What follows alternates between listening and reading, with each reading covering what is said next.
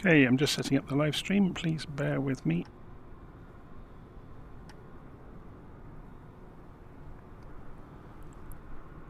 I think we're just about there. Fingers crossed. So, the JustFlight have released the Avro RJ family of aircraft finally for Flight Simulator, as no doubt everybody will be aware. So I've been rather busy this evening learning my way around this aeroplane in preparation to do a video with it. So these are always a bit error and hazard prone doing videos this early with an aircraft. I have flown it once. I have been through the startup procedure once. I have written up the start procedure. There is a link in the notes of the live stream to the functional start procedure that I've written up, so it avoids a lot of the checks that you don't necessarily have to do in the simulator, so it shortcuts a lot of things. But anyway, enough of me waffling on. Let's go and have a wander around the aeroplane and have a look at it. So it looks superficially similar to the BAE 146, but it's not the same, and you will see that when we get inside. And I have no doubt, if you know the aircraft really well, you'll be able to see on the outside that there are differences as well. I don't know it well enough to see the differences, but there you go. So we are at Calgary, by the way. We're going to do a quick test flight from Calgary over to Vancouver. So we're just having a little look at the detail in the modelling of the aircraft. So you can see it's remarkably good.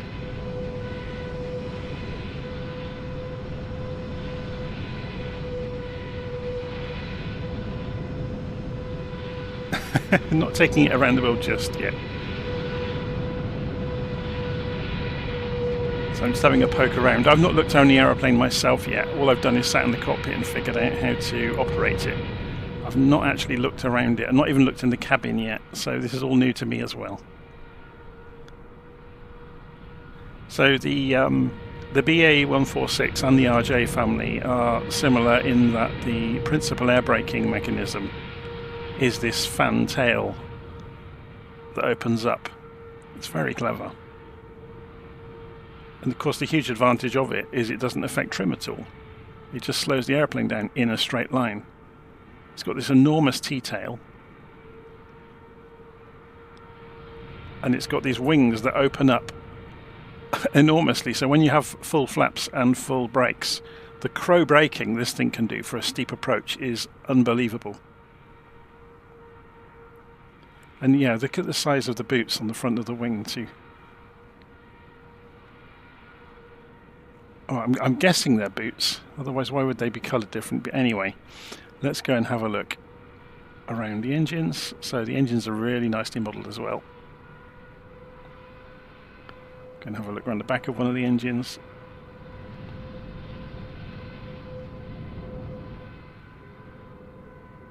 Come down to the sensors around the edge of the nose.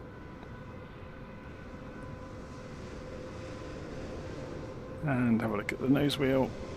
So obviously the doors open up underneath. So this front door flops open and the nose wheel rotates and retracts. Let's go and have a look inside, shall we? If I can control the drone camera nicely enough. So I'm sure it will switch to the interior view. There it goes. So we've suddenly got the interior model of the aircraft. So there are some nice tricks, like the music system works. So you can change the music that the passengers are listening to, and you can put your own WAV files in the installation directory, so you could have whatever music you like. So if we come down through, if we just speed up a second and go down, look down the far end of the cabin, see all of these doors open, so it's all animated as well.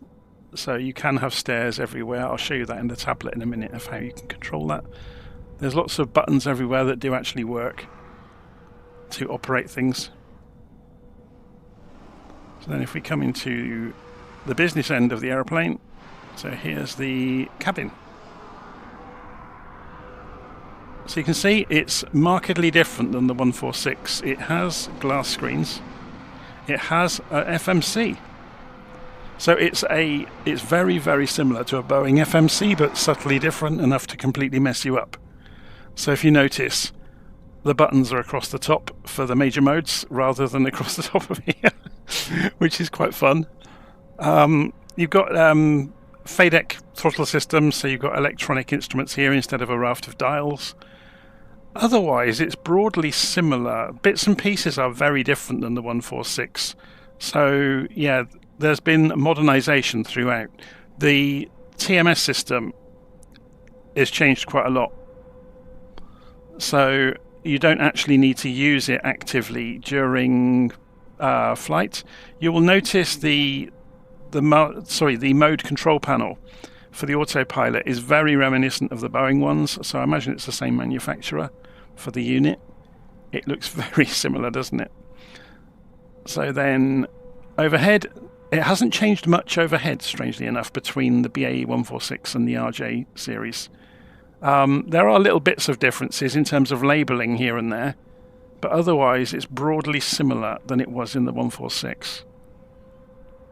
But yeah, the one thing that took me a while to find is the INS system knobs. Oh, it's gone and switched there. The INS system knobs are over there on the co-pilot side underneath their clipboard holder, which are quite kind of difficult to get at when you're in the aeroplane, but you only ever switch them on at the start of the flight anyway. So, okay, let's go and jump away from the drone camera.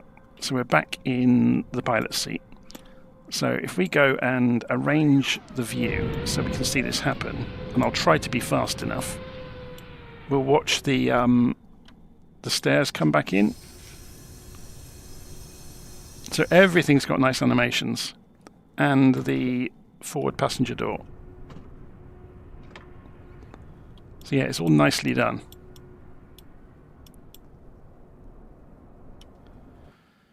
Okay, so let's have a little look around the tablet. So you've got Simbrief integration in the tablet, but you don't have it directly in the FMC, but you can use the company root trick to load a file from the file system.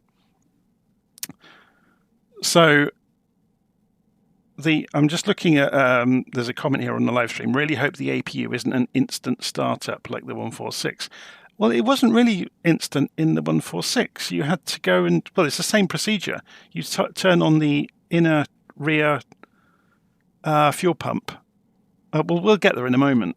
And then you fire it up. So if we go into OFP, I'm going to fetch my OFP from Simbrief. So there it is, from Calgary over to Vancouver.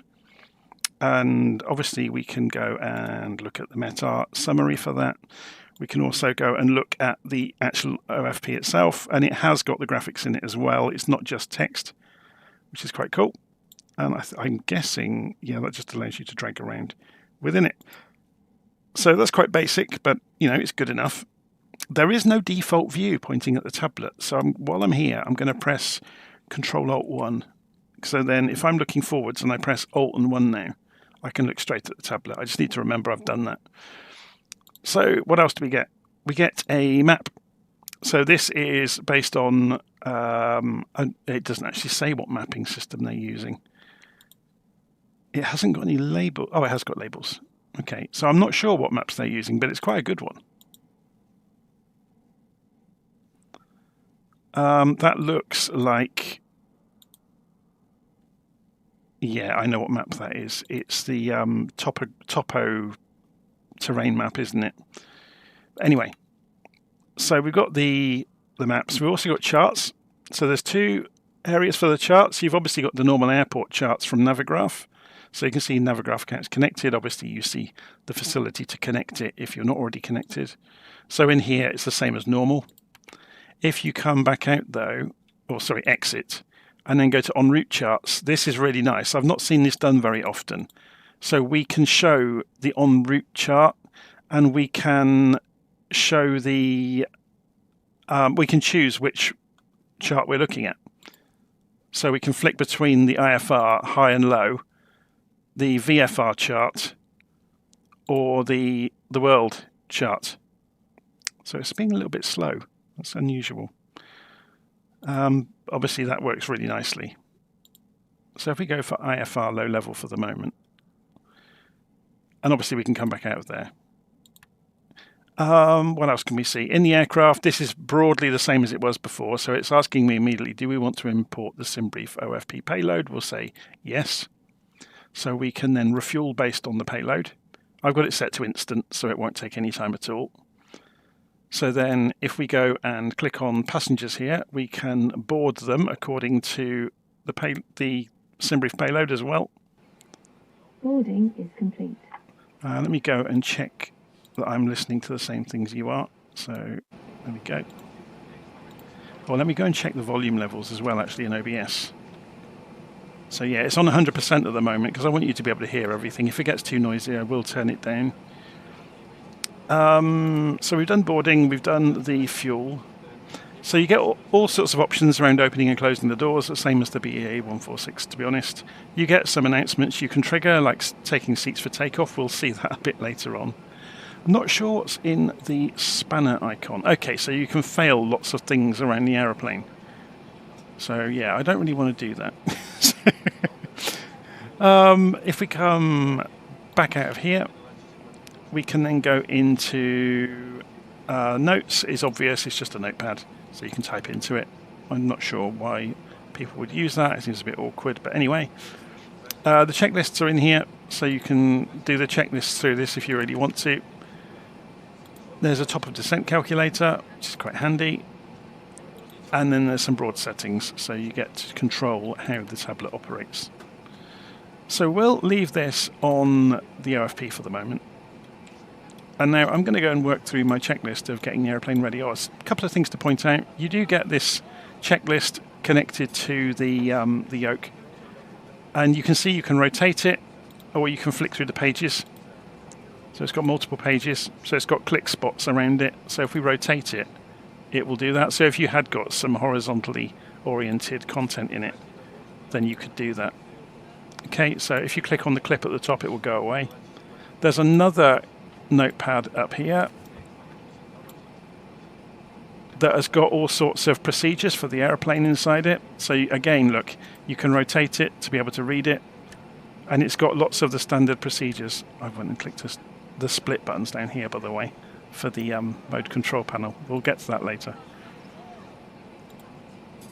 So I'm only literally a page ahead of you in how to operate this thing so far. So if anyone's been playing with it this afternoon, they probably know more than me already.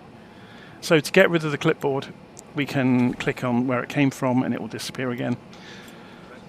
So I'm going to work through this with you, and we'll go and fire the airplane up. So Control 7 takes us overhead, and we go and turn the batteries on. And then we'll go and put the nav lights on. So we'll go overhead with Control 8 to further overhead. And we're going to go and put the nav lights on already. No smoking to auto, cabin emergency to armed. Then avionics section, we're going to put yaw dampers 1 and 2 on, autopilot master 1 and 2 on, and avionics master 1 and 2 on. Then we're going to go and put anti-skid to on, and then autopilot, oh, we've already done that, sorry, anti-skid to on, and then the lift spoilers, yellow and green systems to on. Then further down, we're going to go to the bus tie AC/DC, which is here. It's already on, that's good. Standby inverters to armed, they're already armed. So that's different than the state that the BAE 146 was in. Those used to be off by default and you'd have to go turn them on. So then we're going to go and put left inner pump on, which is needed for the APU. And we're going to go for the APU master start switch to start. And you'll see the needle come around. So we have to sit and wait for this for a moment. I'm not sure if we can see the exhaust outside of where the heat's coming from. Yeah, there it is. Look, you can see the heat pouring out of it.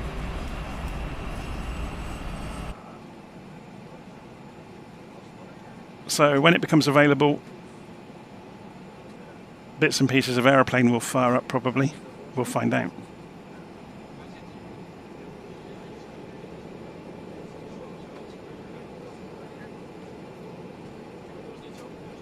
Okay, so nothing yet. That's because we haven't connected AC and DC yet. So we need to go on the lower panel and put the flight deck emergency lights to armed. And then center tank transfer to auto. Ice detect to on. I'm just checking I haven't missed anything here. No, I think we're good. So then back in the cockpit, this is where we go and start to get the INS wired up. So we go align. No, I've missed something in my checklist. I'm just going to go back and double check. I've missed something obvious. Bus tie, control 7. AC and DC. In the electrical column, yeah, that was already on. Interesting. What have I missed? Inverters are good. APU gen to on. Oh, that's what I've forgotten. I haven't put the APU generator on, therefore we haven't got any power. There we go. So the APU is running, but I hadn't put the generator on for the APU. It is in my list, I just missed it. And that should have been on before I turned on the APU. Yeah. But it just shows you can do it the other way around. It's not going to harm anything. So, back down in the cockpit. Yeah, this is what I was expecting. So these are showing nav off on the INS systems. We're going to rotate them to align. I'm going to leave them alone at that point. So, at this point, we already pulled the flight plan in, so we've already done that. So then we're going to go Control 1 to go into the pilot instrument panel. We're going to calibrate the altimeter. We're going to calibrate any gyros by pressing D. We're going to uncage the standby attitude indicator. Wait for it to stop wobbling, and then let go. And we're going to turn the EFIS master switch on. Then we're going to go over to the co-pilot side and turn his EFIS master switch on as well. Then we're going to go over to the flight management computer, so we'll line ourselves up a little bit with it. And right, here we go. So FMC is saying nav data out of date. I've not updated it against Navigraph yet, so we might have some fun and games with the routing. So we'll clear that message out, so we've got nothing down here. And we get a pos in it. We pick up the last position and we put it in set IRS position. So notice that unlike the Boeing ones, there is no next page with a GPS unit. So that is how you do it. You pick up the last position. Well, that's the way it appears to work. So then if we go into routing, we can either put our origin and destination in, or we can go straight for company route. So I have gone and saved. I'll show you where it's gone actually. I used the Simbrief downloader program. So if I go and look in this enormously long path, it is in the documentation about where these files end up, but you put a file in here using the Simbrief downloader. So I want CYYCC YVR01. So CYYCC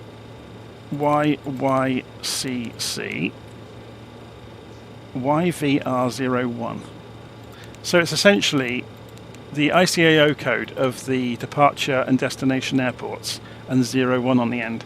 If I put that into company route, it can't find it, so I've got it wrong. So let's clear that again. CYYCC YVR01. Okay. I don't know why that's not working. It should be working. I've had this work already today. So what I'm going to do instead is just program it by hand, which is just as easy. So CYYC. It may be because I haven't done the AirRack update. And we're going to, let's have a look at LittleNavMap. We can load this into Navigraph as well actually, which might be handy to be able to look at details of the flight as we go. So let's go and open Navigraph and we'll import from Simbrief. There's our flight, CYYC to YYC. And we want, it hasn't got the departure. I don't think there is a departure, it's just a straight out. So let's go and have a look on this one, see if, yeah, it's just a straight out look to the airway.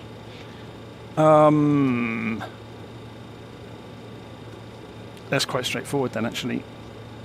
So 17 left, going out to Botag. So our destination airport, anyway, is CYVR.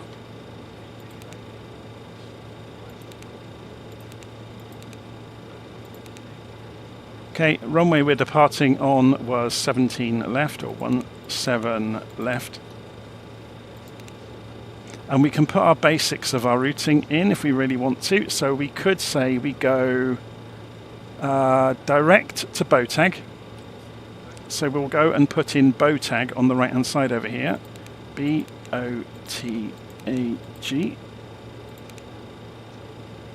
And then we take Q894 to Simta. Q894 to Simta.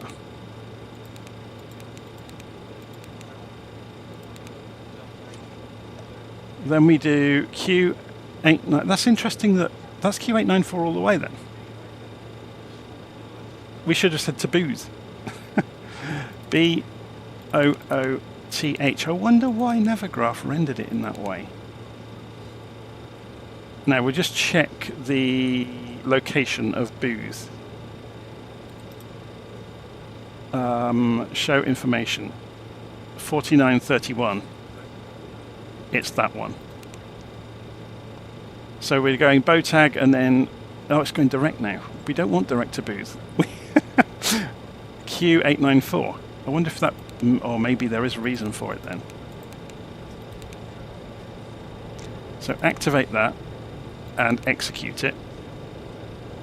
And then it's asking us to go and put performance data in. We'll get there in a moment. We're going to do the departure first, shall we? So departure, we're going to depart 17 left, and we're going to... We don't have a SID, so that's already correct.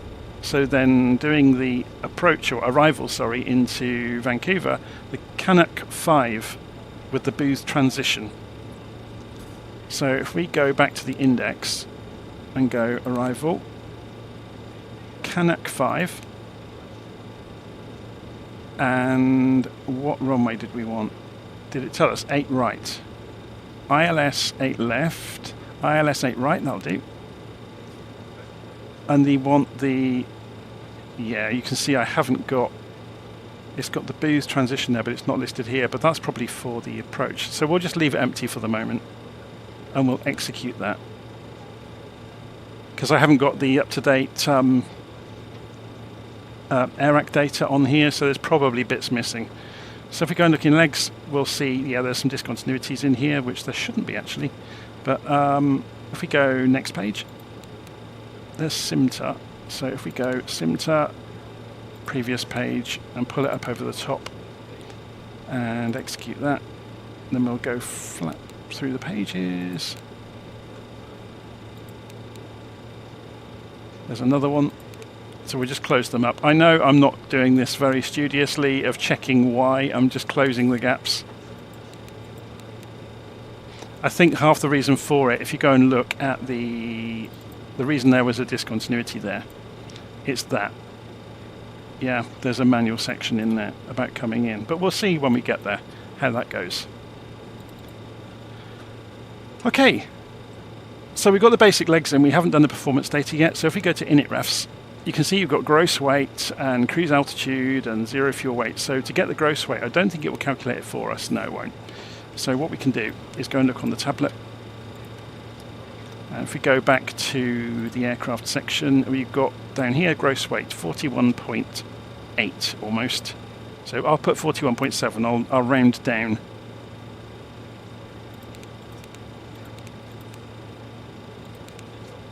Okay, that calculates the zero fuel weight for us. We could look at the OFP to find out our reserves. 0.8. So I'm going to put 1 and see what happens. And cruise altitude. What was our cruise altitude? The easy way to find this is to look on Navigraph itself. Sorry, on Simbrief itself. I haven't got the Simbrief plan in front of us, have we? Let's go and open Simbrief and I'll show you it there, because it's quite good to see all the different ways you can get at this data as well. So you can go into View Flight Plan and you get the summary, and this gives you kind of your basics, which is really good. So 30,000 feet initial altitude. So that's our target for cruise. So that's flight level 300 basically. Okay, obviously you can fill in a lot of the rest of it as well if you so wish. I'm not going to bother today, we'll just leave it as is and press execute. And that's pretty much it. So you've got a weather radar over here as well, but let's stick to our script, shall we? So we've gone and programmed it by hand because loading a company route didn't work for whatever reason. I'm sure you could have a bit of a head-scratching session about that one. So having programmed the route, we come back into the cockpit and go to the IRS section, and it will be back saying nav off now, and you can just say nav. Okay. That's interesting. Why is that? It should go blank when that happens, so maybe it hadn't got ready. I have aligned it. This is interesting.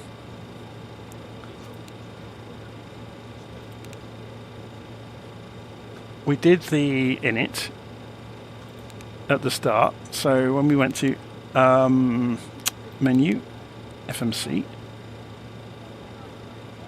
pause init, it's got its position. Maybe it just takes longer than that. I don't know. We'll see how that goes. It maybe I've done it too quickly. I don't think you can switch it back to align after the fact. If push comes to shove, we can have a look and see if there's a way of shortcutting it in here. Yeah, we could say ready for takeoff. But that's interesting because that worked the first time I did it.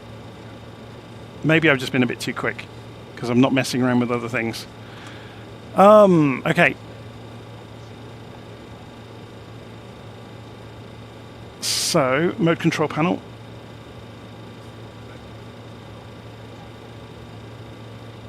I've got the wrong key in my instructions for the mode control panel. 1, 2, 3, 4, 5, 6, 7, 8, 9.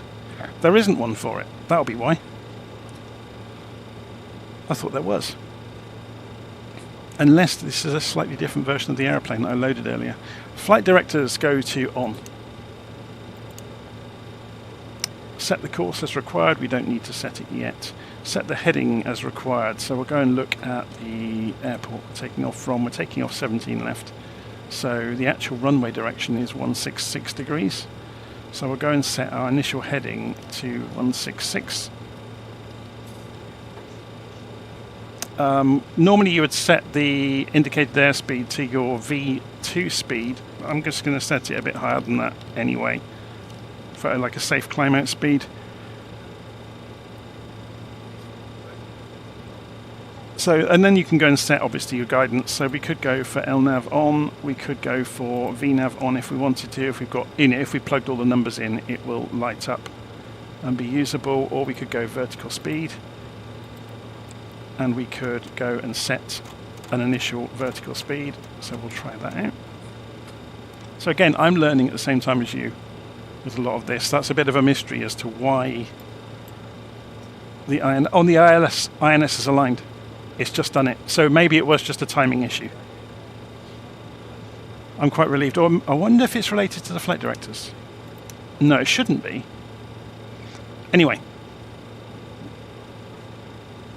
So having configured everything up here, we need to set a target altitude. So we'll go and put it straight to our cruise altitude. I'm wondering why that's not going faster. Is there a marker for setting it in hundreds or thousands? We want it to 30,000, don't we? It does accelerate as you roll it, which is good.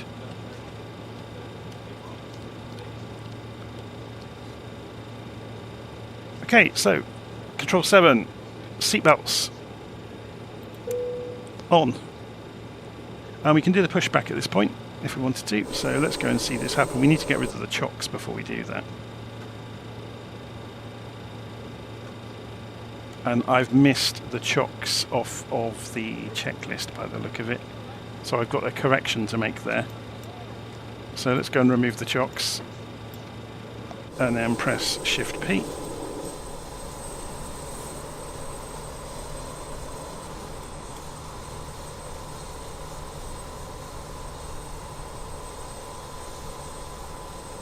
So yeah, where I'm racing through doing things, obviously you can change the order you do things in.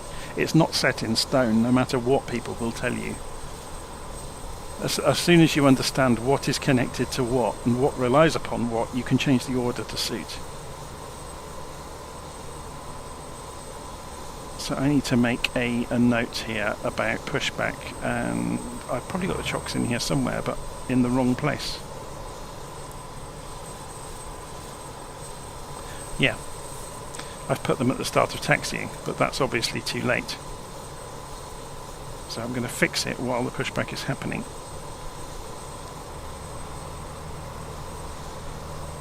Hopefully.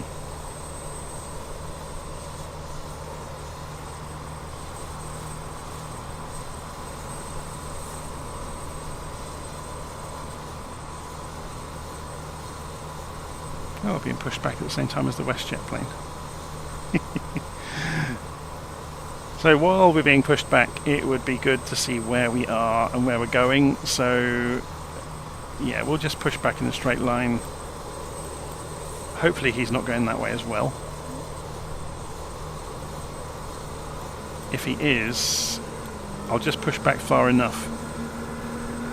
Oh no, he's going the other way, thank God.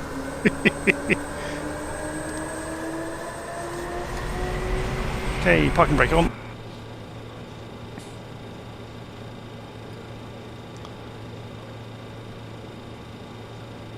So, back overhead, we're going to go and put the beacon light on. We're going to start getting ready to put the engines, or to start the engines, sorry. So Control 7 gives us this view, and sorry, Control 8 first. Beacon light to on. Then Control 7. We go and turn all the fuel pumps on now. And then we put the start master to on for the engines. We go for engine number 4 to begin with, and we hit start. And then in the cockpit, we can watch the N2 come up. When it gets to 10%, 8, 9, 10, we can then go to, I'm just looking up the instructions, Control 6 gives us a nice view, and we can advance the lever and watch the numbers go further up. I wonder if we can see the controls from down here to do the others. We can. You'll see the lights go out on the start sequence for engine number 4 when it's ready for us to go for the next engine. I did some reading on the engine start sequence. The documentation that comes with the airplane says go 4, 3, 2, 1. If you go and look online and use any of the AI robots to ask, it comes out with a different order. So I guess you'd have to go ask. It was like 1, 4, 2, 3, and orders like that online searches were bringing up. So number 3, start. Watch the numbers for number 3. You're waiting for the N2 to get through 10%. When it gets through 10%, we can release control number 3. And obviously you see the exhaust gas temperature rises as the fuel comes in, the N1 accelerates. I think it's electric starters on the RJ, similar to the 146.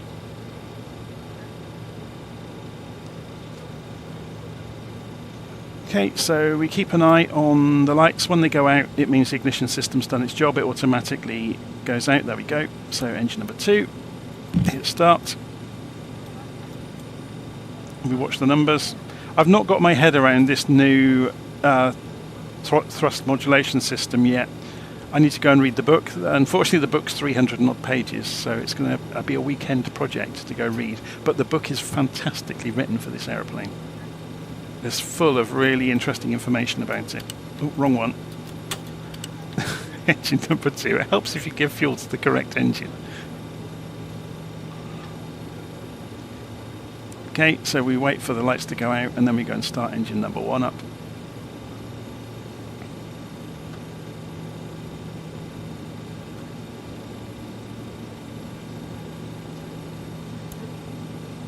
And start. How loud is the background noise for you guys? Let's have a look. Oh, it's okay. So you can hear me over the top of it, which is good. It's come through 10% already. Okay, so engines are coming up. So when it's done its job,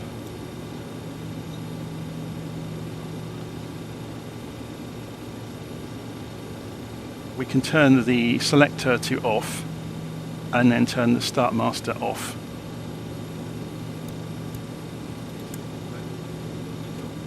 Okay, so Gen 1 and 4 can go to on now. And then if we go overhead to see this on the packs, 1 and 2 can go to on. And they will show warnings for the moment. And then you go and turn the engine air on and those warnings will go away. Okay. So post engine start. Overhead further up, we're going to go and put the brake fans on auto. Going to put engine 2 pump, this is the hydraulic pumps, so we got engine 2 pump to on, whoops, and engine 3 pump to on. Okay, so you can see the pressure's building up there. Then back overhead, we're going to go and turn the screen heats on, the auxiliary vane heat and the pitot heaters on. And we're now getting ready to taxi. So back down in the cockpit, we're going to go to the transponder and go and set the TCAS to TA only. You can see all the various mode switches around the place. So that means basically we're broadcasting our position now. Then we go and turn the landing lights to taxi, so downwards on the 2 levers. And we're essentially ready to taxi now. So we wanted to go that way, didn't we, and then do a left turn. So let's come off the parking brake, ease the throttles forwards.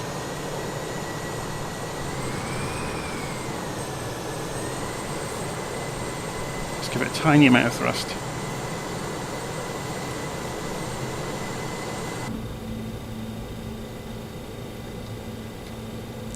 Put the head tracking on as well.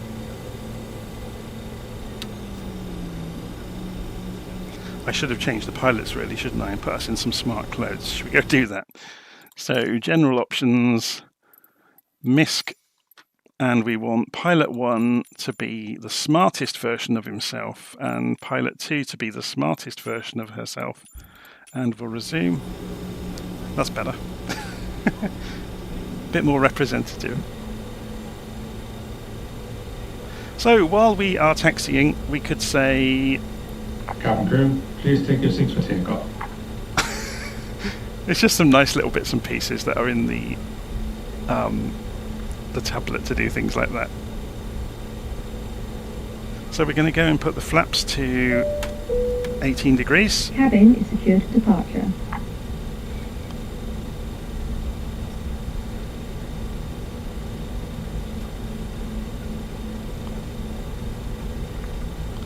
And we haven't got anything else to do really until we get to the runway, so we may as well go and look outside while we're taxiing.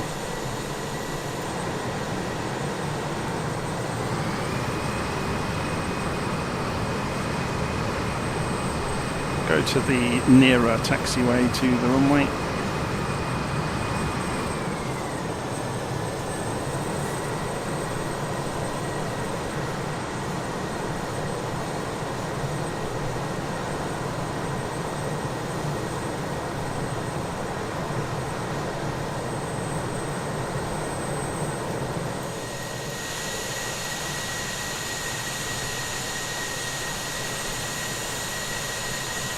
Great looking aeroplane, isn't it?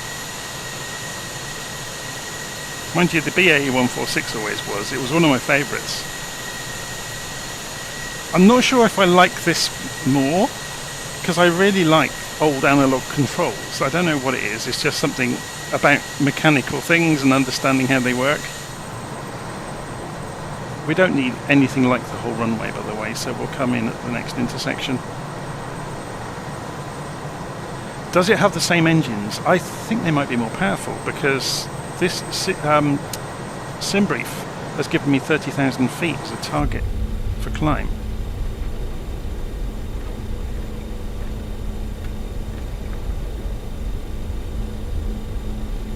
Okay, there's nothing coming, is there? No. Not at the moment.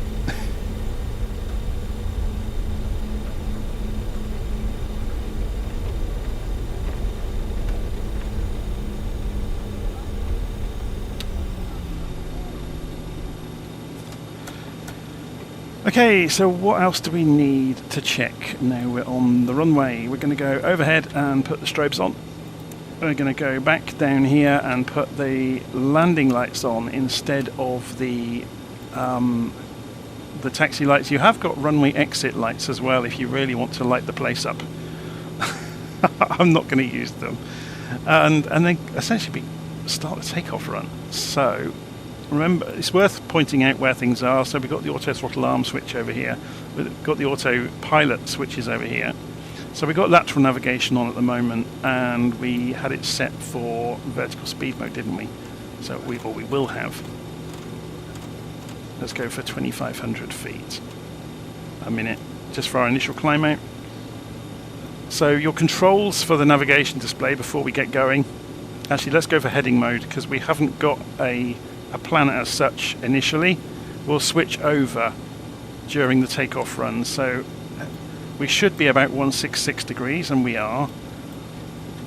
And then we'll switch over to lateral navigation after we've changed our course, because this is like a direct takeoff run, so this gives us time to think and do on the run. So let's have a look down here. So we've got the parking brake on, the brake fan selected on ground, so those will go out in a moment. Let's go and pull up the legs page. You can operate these independently. So sorry, I was going to point out the navigation display is controlled down here. So it's probably pretty good at the moment actually. We could increase the range slightly. But there's not going to be much to see really. There will be at the other end. Okay. Parking brake off. Check thrust.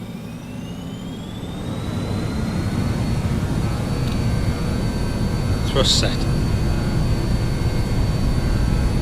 Airspeed alive. So you can get rid of the tablet by pulling. Oh no, that's the yoke. The tablet is the little clipboard. I mean, look, it'd be helpful if I looked where I was going, wouldn't it? 80 knots. Let's put the head tracking on as well.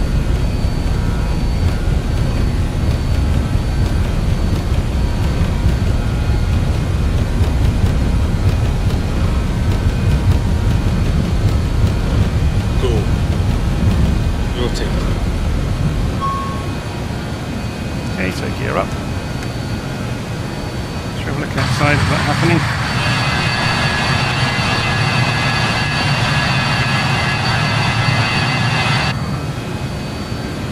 So, autopilot on. Interestingly, it's gone for nav 2, not nav 1. I just pressed the mapped button to switch it on. I wonder if it cycles between the two. So it's gone for 2,500 feet a minute, which is hit. It's doing heading tracking. So we've got the plan here. So let's start our turn. So I'm going to turn the head tracking off to do this. So we'll spin ourselves around to be on an intercept course. I'm not going to raise flaps yet. So there's Calgary. Should we have a look outside of that?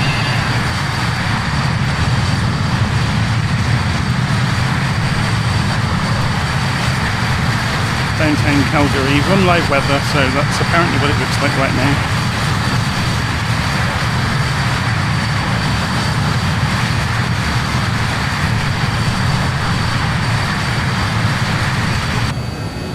so we're on our intercept course with the GPS plan now.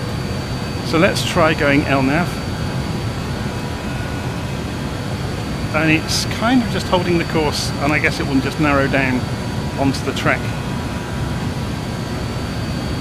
So let's go now for, it's on level change. Oh, we haven't gone auto throttle yet. There we go, we've gone auto throttle now. And we'll raise the flaps, so you can see it's accelerating. There was a bit of a risk raising flaps when I did. I should have been really a bit faster. It's about 140, I think, on the book numbers.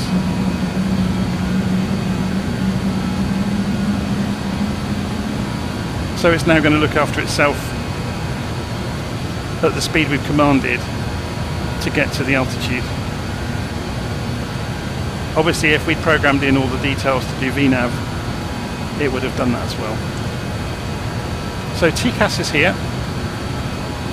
We can increase the range on it. So the range for TCAS is down here. So you've got 12 miles or 20 or 40. So you can see I'm now showing 12 miles in TCAS. There's nothing around apparently. So it can't achieve the 160 that we're asking for. Look, so let's go, and this is the danger of letting aeroplanes do everything themselves. So let's go for turn level change off. Will it let me? Interesting. Let's turn that off.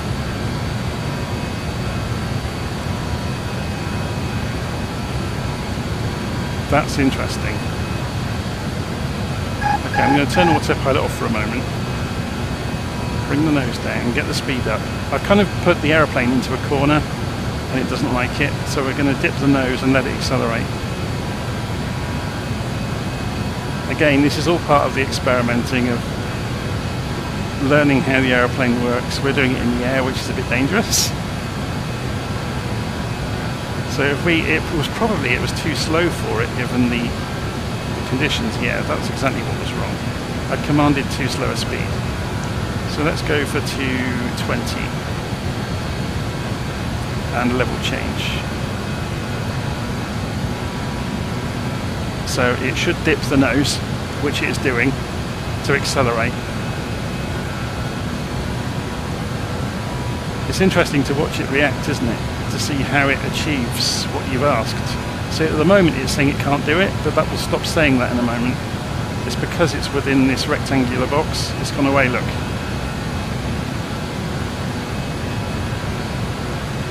So it will fly at a lesser climb rate until it can go for a higher climb rate. So should we have a play with this as well? So if we put this in climb mode, away from toga. Okay, so that's fairly straightforward. So the options you've got there, toga, maximum continuous thrust and climb, and master. I'm not sure what master does. We'll have a read about that over the weekend.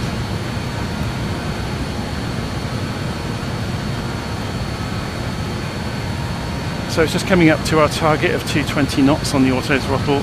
So then it should lift the nose gently. Although saying that, we've restricted it to climb instead of, if we went for maximum continuous thrust,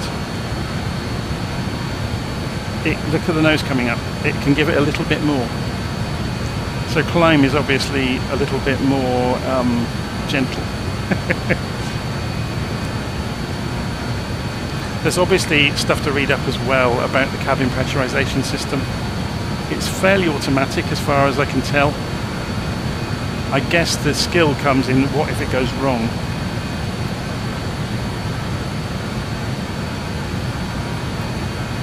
So let's put LNAV back on, because we disabled the autopilot earlier, remember? So yeah, it's going to put itself onto an intercept to come into the course. Only a gentle one though. So let's see where we are on the map. So we're just coming in towards Botag. 16,000 feet and climbing. And we've got to fly across the mountains. I thought it might be quite picturesque to do this route. We came through 10,000 feet a while ago actually. We should have turned the landing lights off. And we'll be through 18,000 feet in a moment, so we'll be going to standard barometric pressure.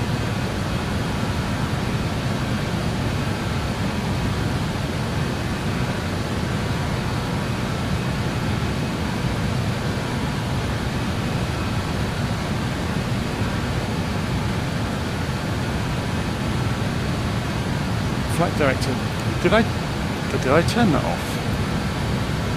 No, it shouldn't be. There shouldn't be a problem with the flight director being off, but that's odd that it was off. Unless when I turned the autopilot off, it turned it off automatically. Again, learning process. They were certainly on earlier. So we've come through, anyway, come through the transition altitude, so... Interesting, that's a marker. That's nothing to do with that. Okay, so Barrow's on this side, 2992. And that's done that one automatically by the look of it. Or maybe that one wasn't ever changed. That one's, yeah, they're in sync with each other then. That's a big time saver.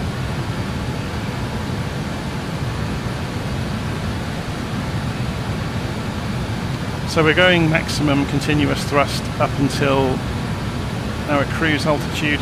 Should we go and try out the weather radar? Don't think it's going to show anything, but you never know. Range 100 miles. Yeah, there's nothing out there. Look, it's lovely and clear. So we're joining the route finally. Let's bring the heading and the course round to the direction we're actually going, which will be quite helpful. So that's 240, no 240, sorry. So let's bring that back round to 240 as well on the courses then, just for a bit of doing things correctly for a change instead of just throwing the aeroplane around.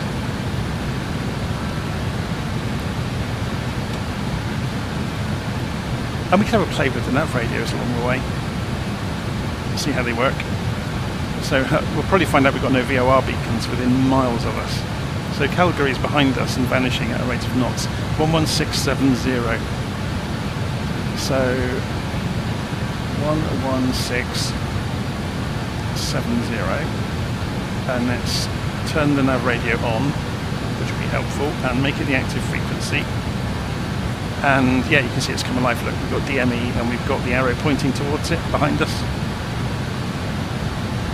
So we see if we can get another one to put on nav 2, just for the sake of experimentation.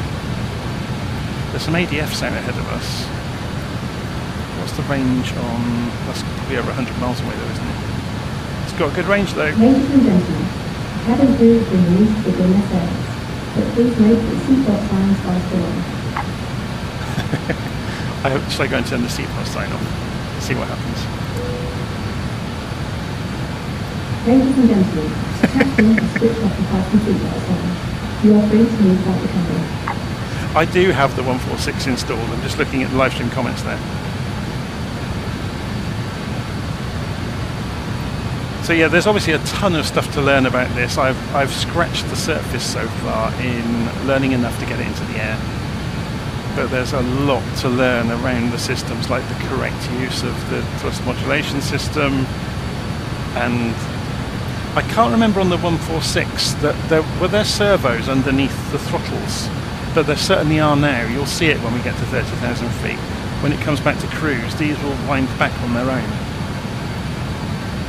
I'm not sure if it did have servos underneath the levers or not. I can't remember.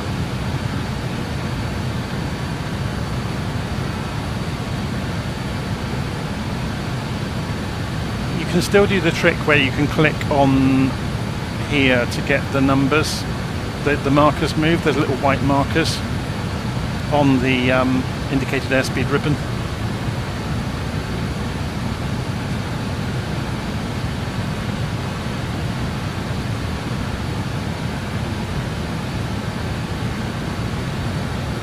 So I think if you go and look at the little pad, it tells you what they're all about. It's the flap speed ranges and the V2 limits for the various flap settings.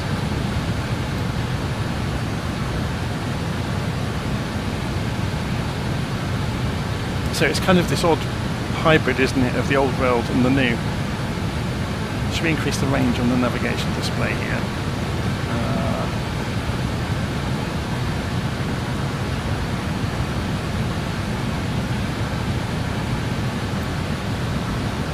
So we do get a green banana, if you hadn't noticed it. Obviously we're doing a maximum thrust climb, so we're going to get to cruise a lot more quickly than it was expecting.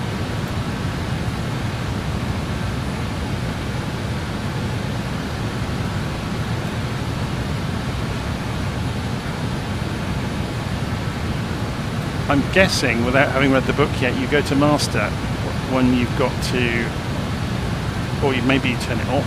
I don't know, we'll try it.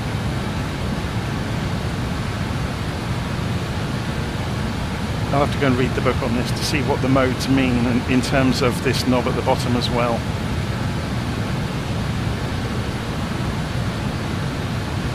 Presumably it means it's reading N1 as the synchronization between the engines. It's a more simplified display than the 146.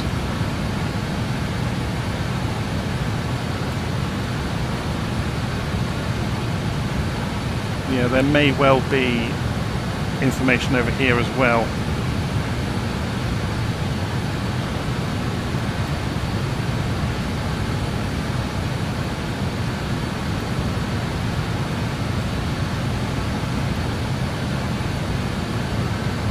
Just wondering why we have numbers on one side and not the other. Again, more reading required. So 27,000 feet, we're starting to hit a bit of turbulence. It's a nice view outside though.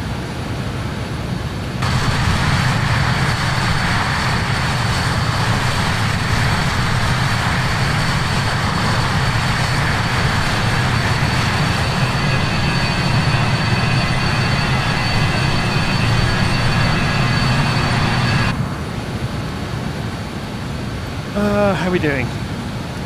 Speed is still good. Looks like we've got some room to speed up. So let's go for Mach 0.7, see what happens. See how fast this thing can go. So obviously it's winding out the climb speed in order to accelerate. So almost killed the climb. So maybe we don't go quite so fast.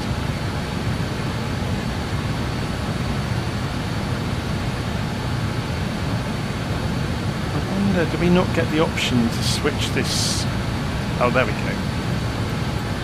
So we can see the indicated airspeed if we choose to.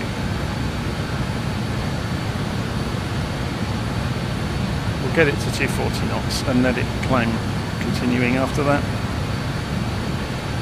So yeah, it does kind of run out of beams as you get to high altitude, just as the 146 did, but it appears to be able to deal with higher altitudes than the 146. Maybe it is a bit more powerful.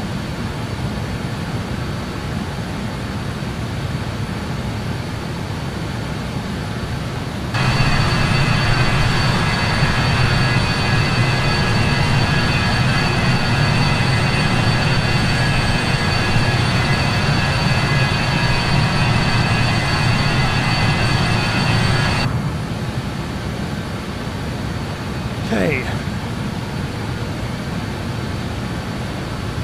Speed is creeping up to 240. Should we put it back onto Mach number?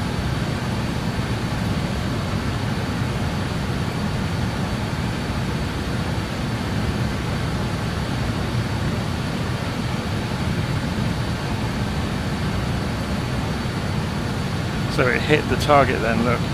So it suddenly increased the climb rate. Just balancing it out, look, it's fishing around to see what climb rate it can get away with to maintain the same speed. It's interesting, isn't it?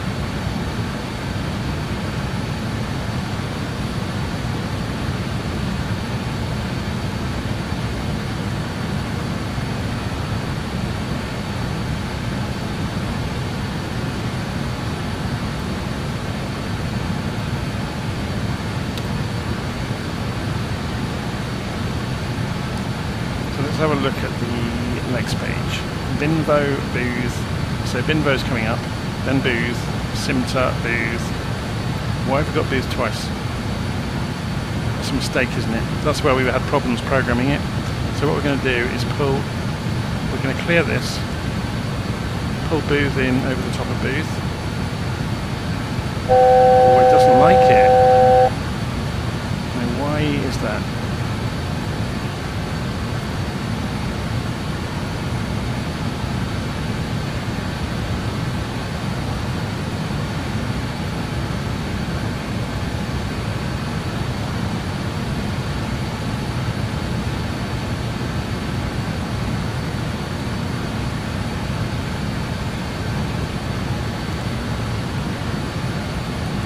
This is a bit naughty, but I've pulled that as direct to essentially to go straight to booth. It's almost in a straight line anyway.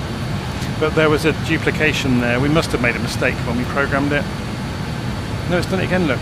Booth, Simta, booth, Vitek. Unless it's correct, of course.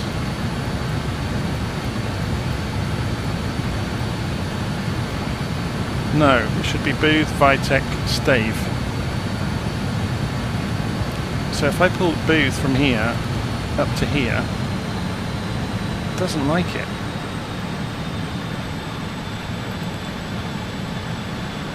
Can we delete? Yes, we can. Okay. And then just pull that up over the discontinuity and execute that. That's worked. Booth, Vitek, stave. Okay. There we go, so we've hit top of climb, so I'm guessing we just go... See, this is where I'm not quite sure what mode we leave it in, because there doesn't appear to way to turn that off, or to go to master. We can go toga. I guess we leave it in climb. Climb goes max or norm, so we'll just leave it in norm.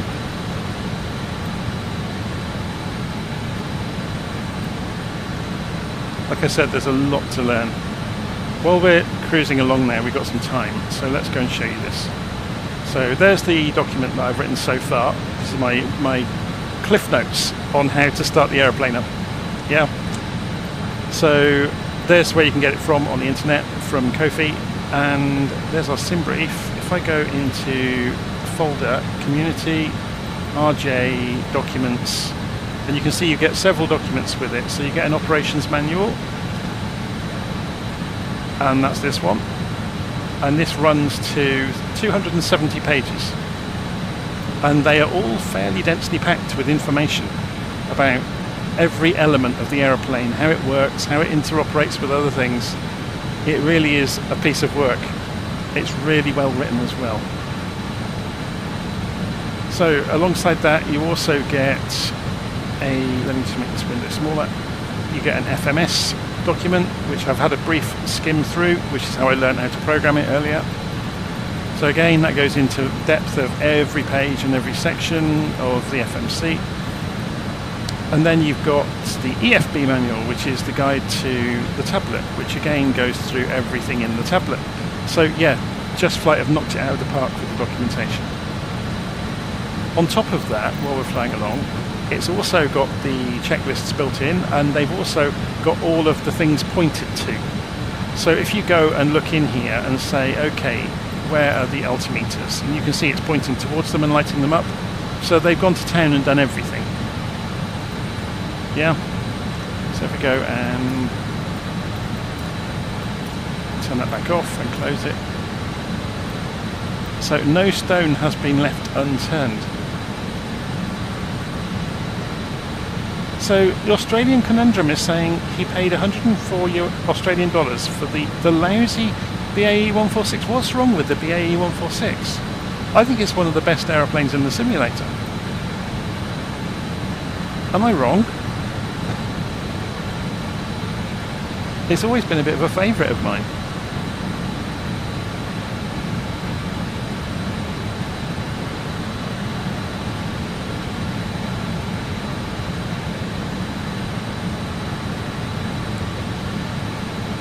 Okay, so we have some time.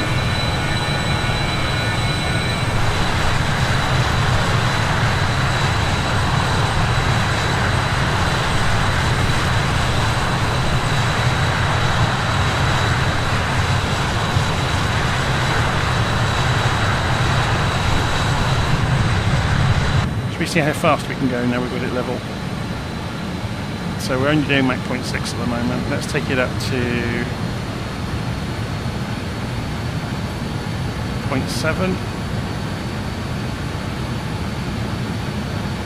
It isn't the fastest aeroplane in the world, so I'd be surprised if we can go much faster than about Mach 0.72, 73.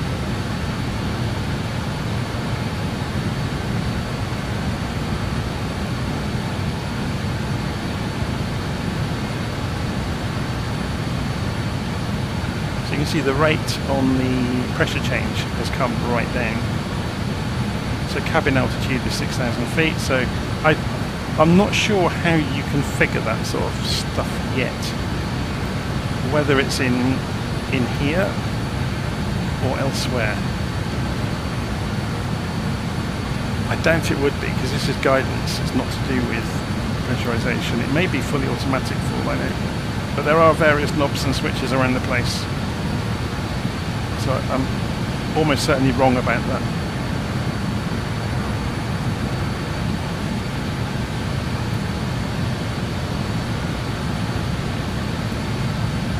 How are we doing on speed? So yeah, 260 is about your sensible limit. Look, it's only 20 knots below the beginning of the red line.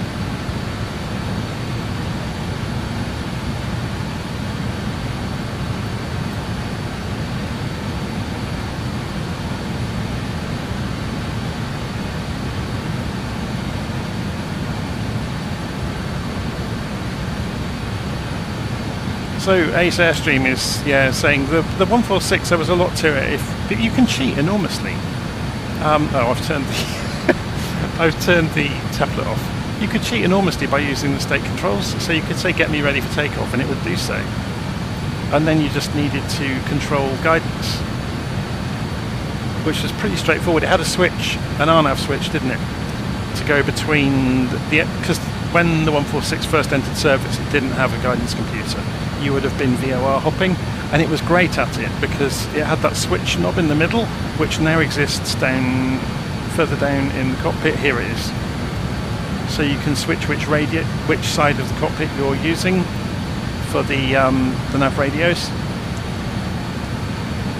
which made it really super flexible for flying from VOR to VOR. So you could essentially have 4 frequencies in play.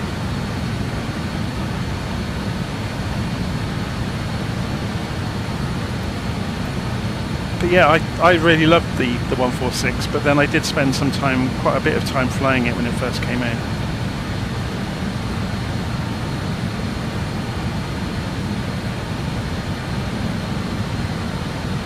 Well, I managed to fly this one. Just reading the comments there, I'm managing to fly this one just about on the back of a couple of hours learning.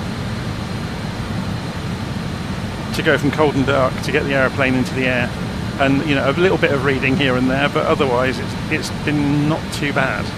And the huge saving from my point of view is this is very similar to the Boeing family, to the 737s,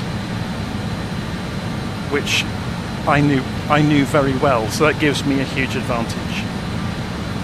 The FMC is very similar to a Boeing FMC. The buttons are in different places, but the way it works is very, very similar. So I wouldn't be surprised if this was licensed, the FMC, in the real aeroplane from whoever made them for Boeing. You tend to find kit like this is made by companies like Honeywell. I'm not sure if there's any badges anywhere. There probably isn't. I know in the Boeing there's a couple of different loadouts of manufacturers of the mode control panel, for example. And there's a couple of different FMCs as well. But it's interesting, this has got some buttons that you don't typically see.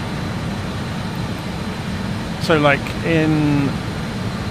when I was trying to delete legs, I was trying to use the Boeing technique of moving the flight plan up by selecting a leg and then the top of the legs page, and it didn't work. I had to go and delete, and then I could close a discontinuity using that technique. It's just little bits and pieces. That's what makes each aeroplane interesting, isn't it? to the idiosyncrasies of how they behave. But the huge difference of this over the 146 obviously is that it is primarily GPS based. Obviously you can switch back to using VOR lock if you want to, and you can go program and you can switch the navigation display to be showing VOR related information.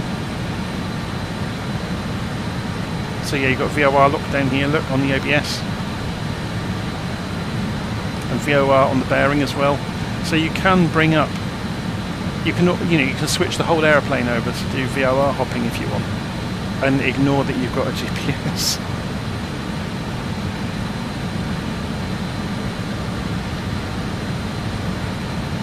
The weather has just changed though, because our altitude changed.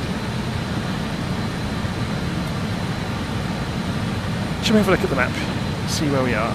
So let's have a look at the Navigraph for a change. So we'll hide that, we'll close that. So we're making our way out across the mountains, as we can see. Let's have a little look at this route then into Vancouver. So the routing didn't have the approach on it, so we just said ILS.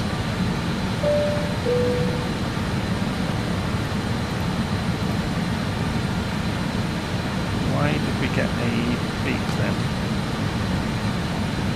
What was the beep for? There's no warnings.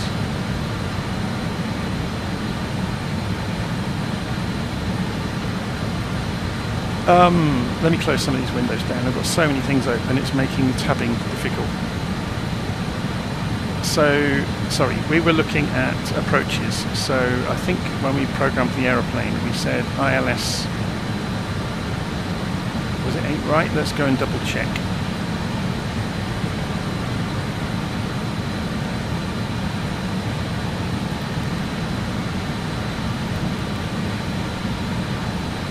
Yeah, 8 right.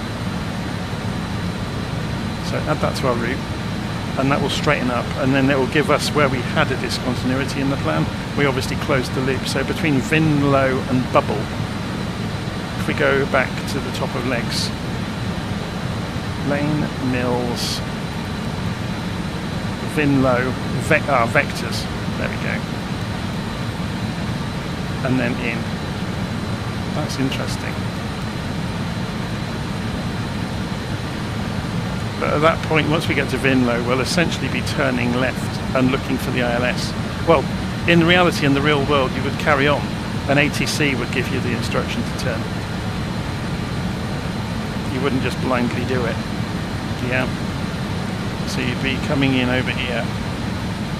So we want to know that frequency later on and course for the configuration of the ILS. But that won't be for a little while yet. We're still crossing the mountain range.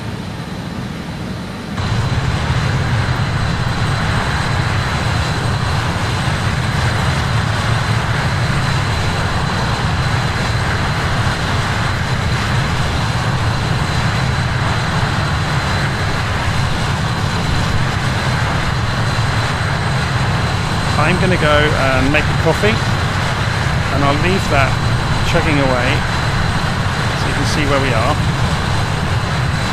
I'll go and hide my taskbar.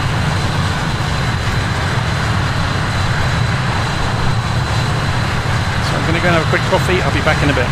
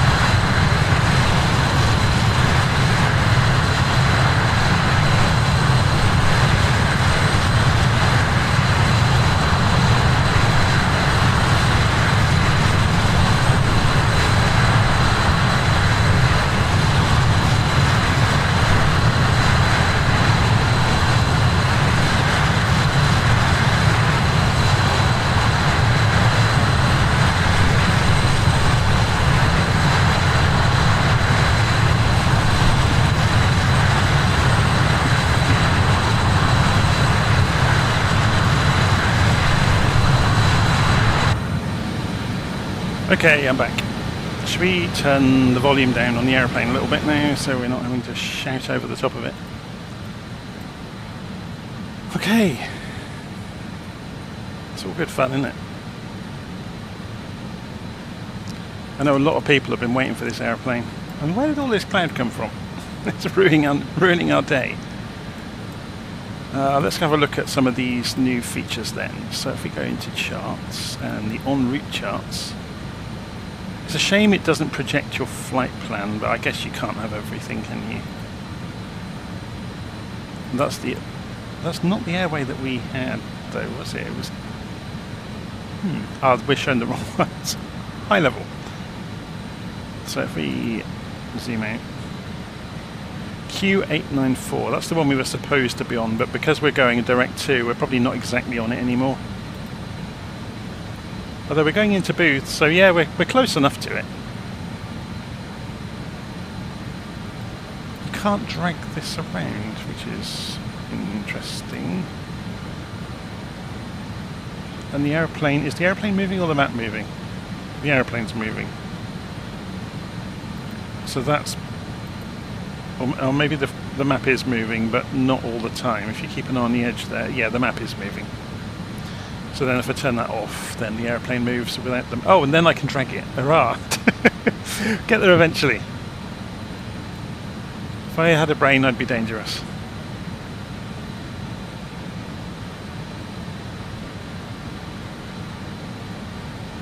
Wonder if Flight Sim's going to give us the update for the JustFlight Warrior before 2024.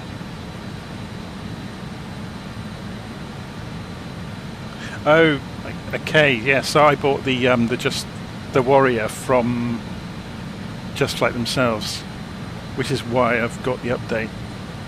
It's a good update. It's made the Warrior great fun. So coming into booth, and then obviously got the procedure.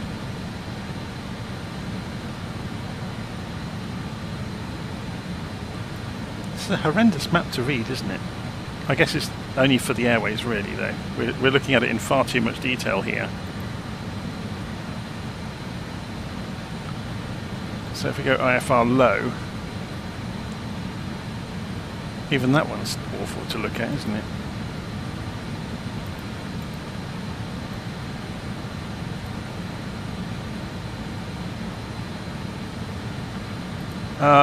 We could go and have a look at our charts though. He says, famous last words. Oh, we have to exit from that, don't we? I keep forgetting. It doesn't give you your flight plan chart, which is a bit of a shame. So we'll need to tell it. And Navigraph's done its famous hissy fit where it doesn't show you anything. CYVR.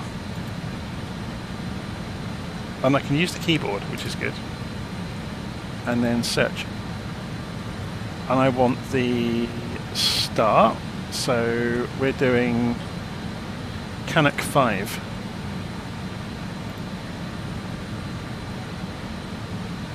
Can we show our aeroplane on here? Ah, but we're not actually on the map yet, are we? Not until we get to booth. So that shows the restrictions though, which is, or constraints I should say, which is good. So 210 by the time we get to Vitek.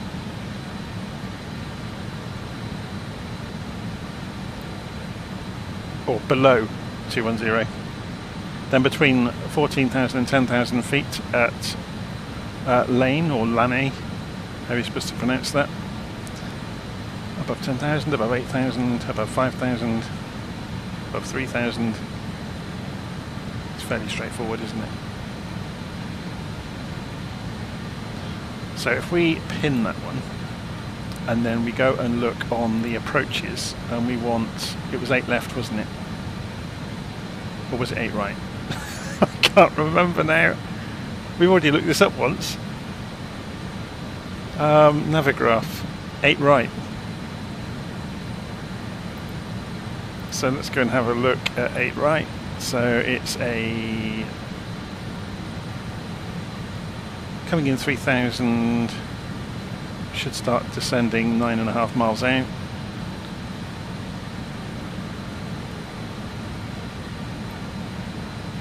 just having a read, see if there's anything odd we need to know about. It looks fairly straightforward though.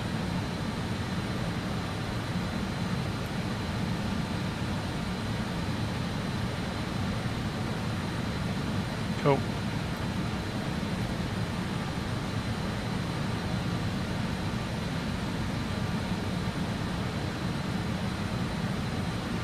I'm getting confused now because I've got the charts in the sim as well. Okay, so once we have starred them, does that mean we've got an easy way? So, okay, saved shows you the starred. Why didn't they call that starred? It would have been a lot easier.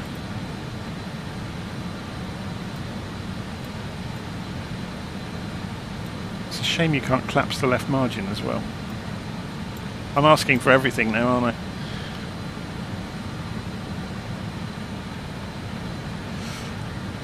Okay.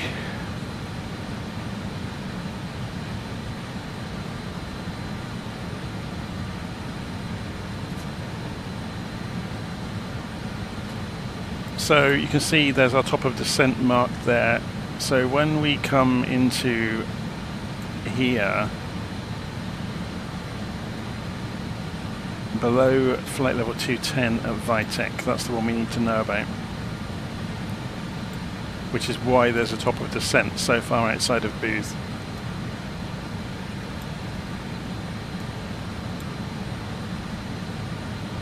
Cool. I'll sit and sip my coffee for a few minutes then. We have a bit of a wait going on. Oh, somebody's off my right hand side. Let's go and have a look. There he is in the 146.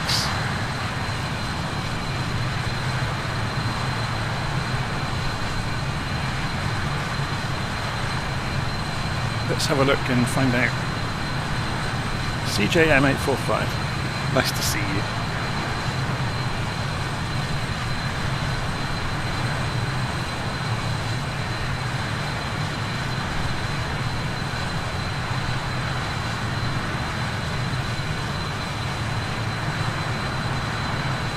I was just thinking, I wonder if your engine alarms are going off with somehow got yourself to 30,000 feet that quickly.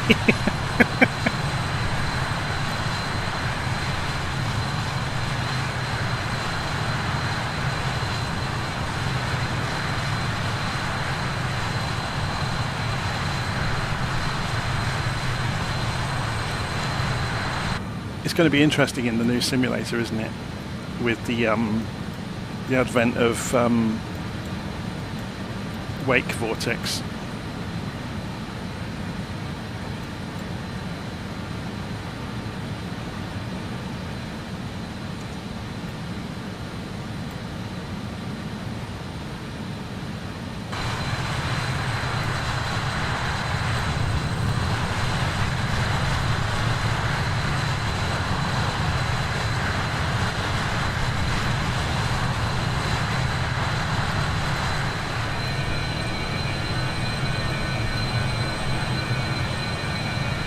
Looks very real, doesn't it?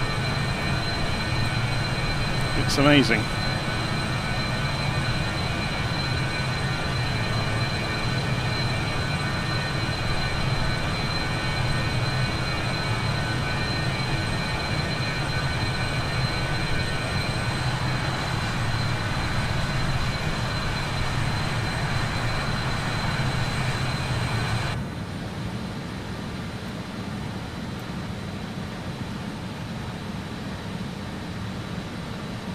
So 80 miles from the top of descent.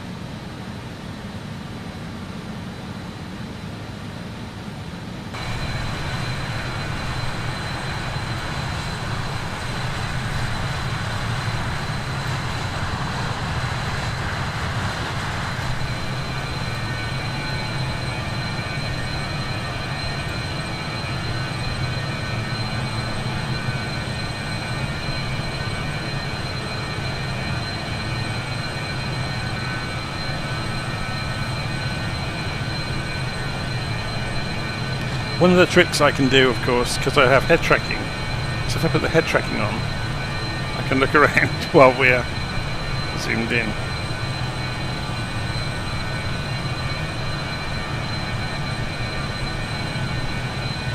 We could...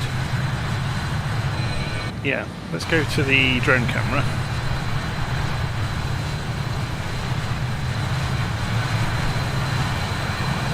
We'll fly around the aeroplane while it's flying.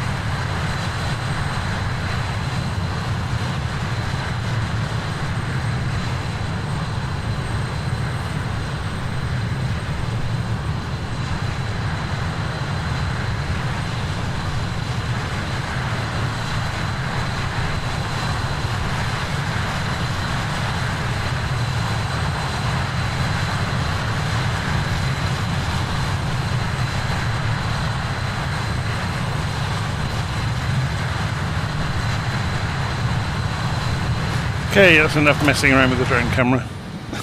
Let's have a look around the cockpit. So, engines are happy. No lights on, which is good. And we're getting closer to top of descent. So let's reduce the range on this.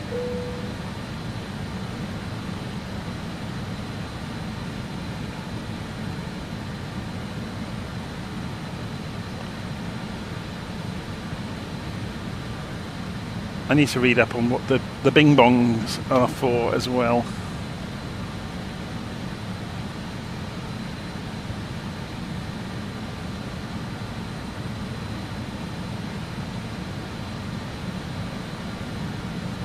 So MacVision's asking, have I upgraded? Yes, this is the new PC.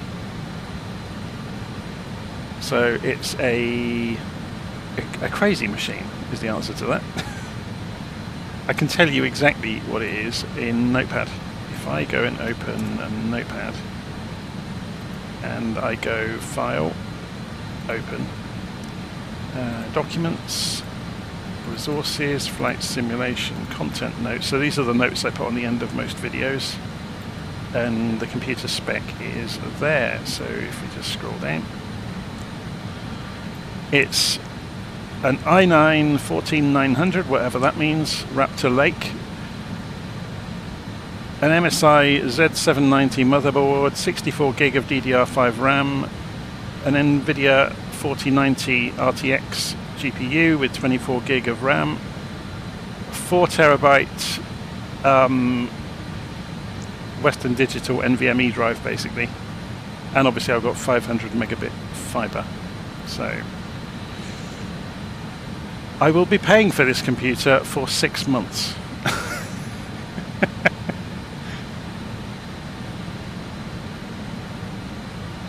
I've still got the 3080 sat alongside it, not doing much. So I'm debating whether to sell it or not.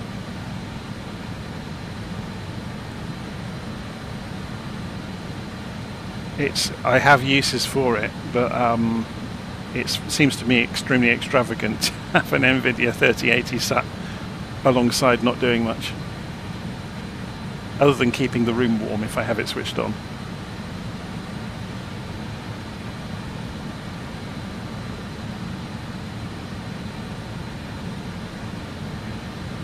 But yeah, this computer was bought really expressly for Flight Sim 24.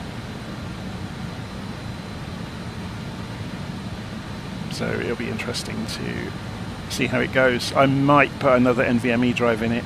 I'm not really very happy having Flight Sim content on the same drive as the system. I think I would rather have a second drive, but that's going to be sinking even more money into it, and it starts to get a bit ridiculous.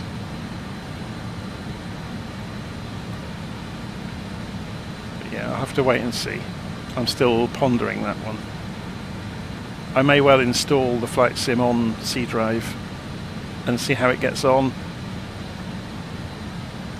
with the knowledge obviously that the new one streams a lot more. It's a much smaller footprint than 2020, and obviously I've got a fast internet connection, so streaming will not be a problem for me. So I doubt I'll have to cache, but we'll see. Who knows how the new one's going to work in reality. So let's go and put the aeroplane icon on, so we will appear when we do get close. So we're getting closer to the top of descent, so we're about 40 miles from it. I turn the head tracking off. It's like watching a bobblehead, isn't it? Trouble is, if I talk with head tracking on, it makes it wobble, because the shape of my face is changing, obviously.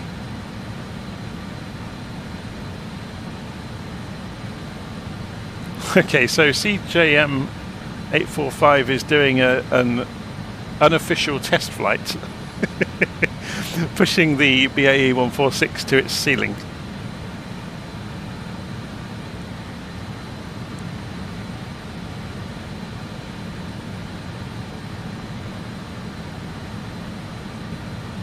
It's a while since I've flown the 146. I updated it the other day, but I hadn't actually flown it until... I'd forgotten about this coming out until lunchtime today, and I spent my lunchtime poring over the documentation. And then as soon as I finished work, I started writing the document for it. But I started the document actually at lunchtime blind, by just looking in the document. But then I ran out of time and had to get on with work for the afternoon. Work ruins everything, doesn't it? No, I actually enjoyed my job.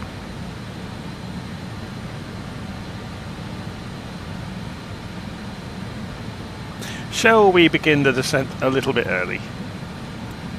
Just so we can play with some of the modes on the way down and not be pushing it all the way. So if we go and refresh our memory, looking at the start, so we're coming in just outside of Booth. We need to be below 20 or below or at flight level 210. So we'll try the different ways we can get down. So we can obviously use vertical speed. So we'll see those throttles moving now, probably.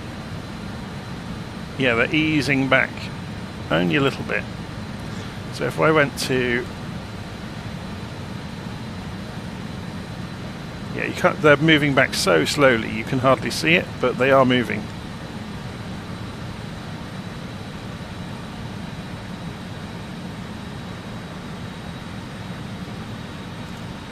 No, they're going now, look. There was a stutter then, wasn't there?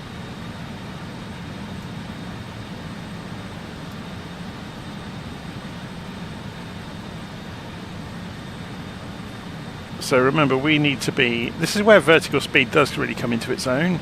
If you want to do a leisurely descent, this is one of the few times when vertical speed's actually sensible as an option, because you can just tune it into what you want to achieve.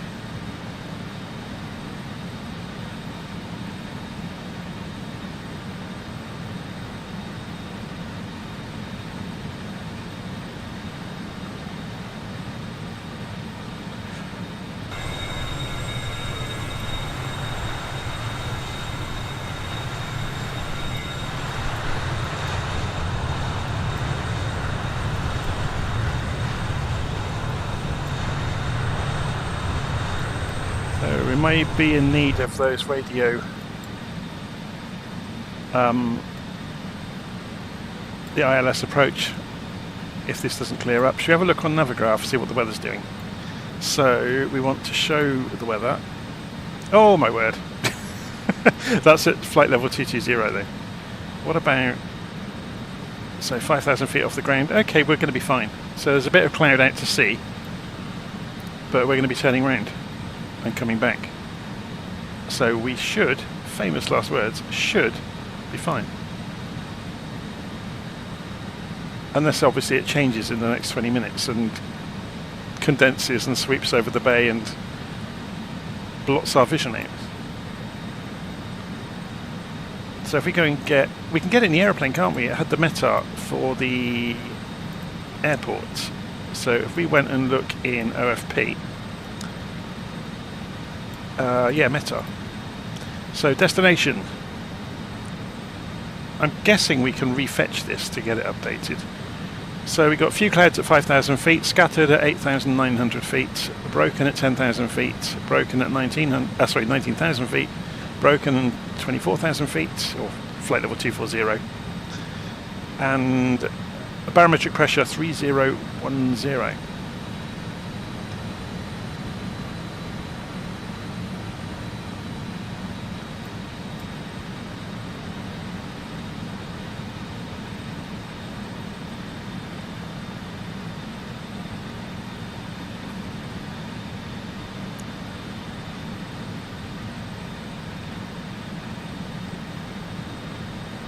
I should have a sticker on the dashboard of every aeroplane in the sim saying powered by coffee or something.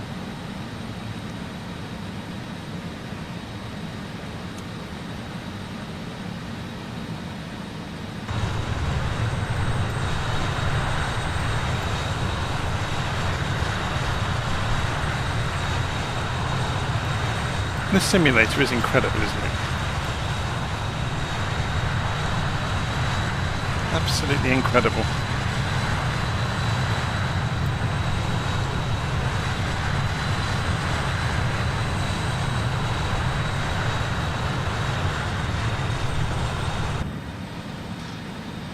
Okay.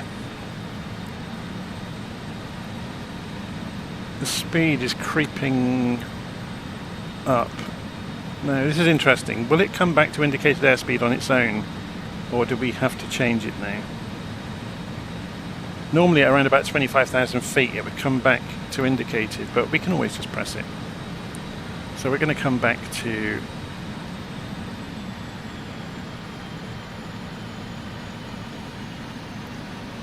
we're just easing our way back closer to 250 for when we get to 10,000 feet. Do it as we go.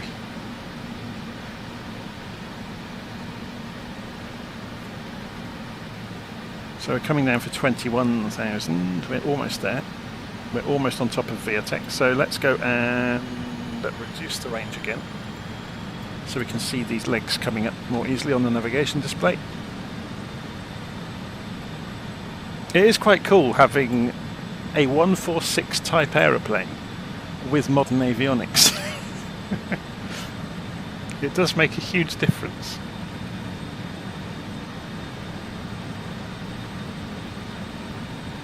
The Phoenix has been updated, hasn't it? I haven't loaded it yet.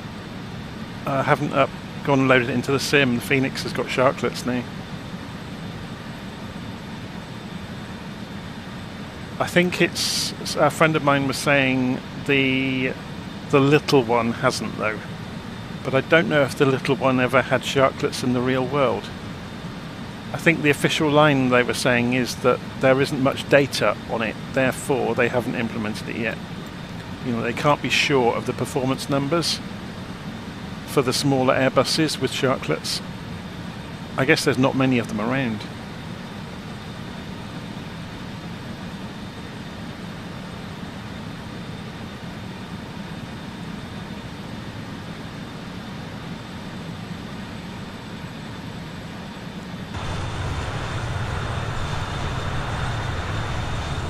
Looks incredible, doesn't it?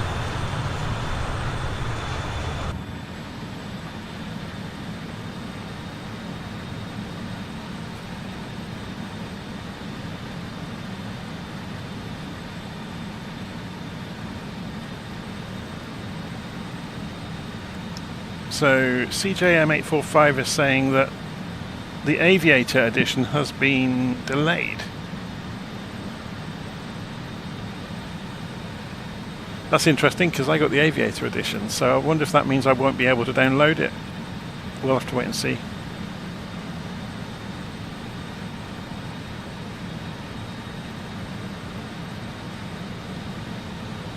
Or I wonder if the Aviator includes the others.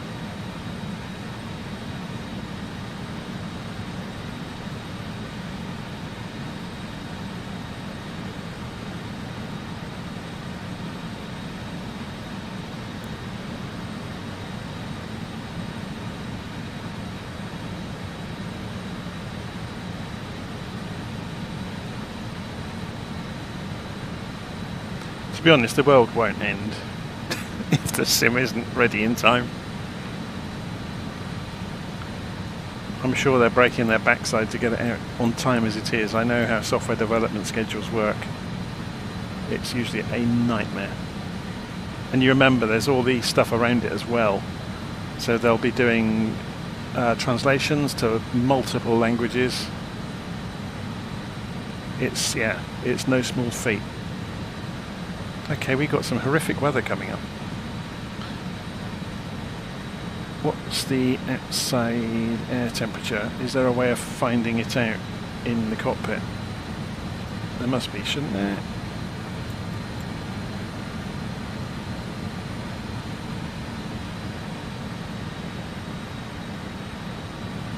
How do we find out the outside air temperature? Has it got a...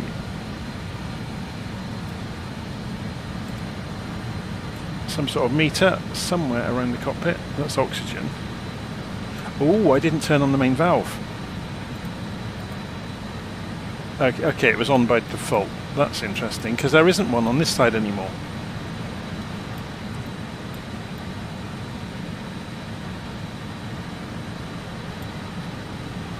That wasn't in the checklist.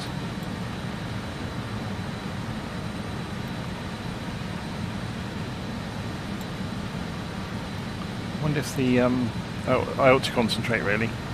So we've come down through there. We're now aiming for below 14,000 feet for the next one. So we'll do this a different way. So we'll go for 13,000. And we'll do a level change.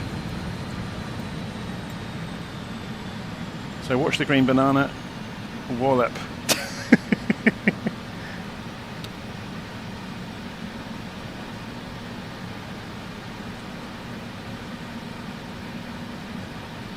So we need to be at 13,000 by the time we get to Lane. So let's let it stabilize, and then we can obviously go for spoilers if we have to.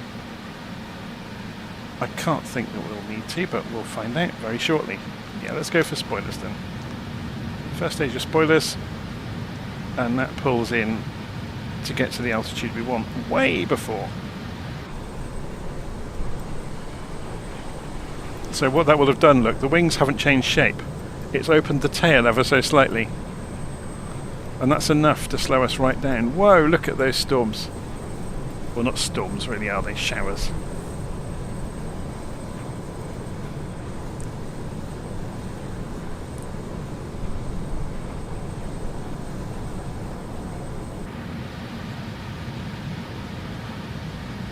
So coming down for 15,000. Sorry, 13,000 wasn't it we're targeting? We're below 18,000 feet now, so we need to go, and I'll just press B to shortcut to go to the local barometric pressure. We can go and double check that on Navigraph. If we go information and open the airport, we've got weather 3002. We've got the 3006 showing, which is a bit interesting. This will be a good chance to see. Yeah, so that's synchronized across the backup altimeter and the co-pilot.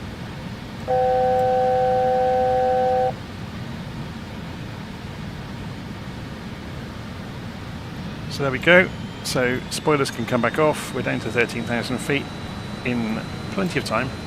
So our next descent target is going to be Basra. We need to be above 10,000 at Basra.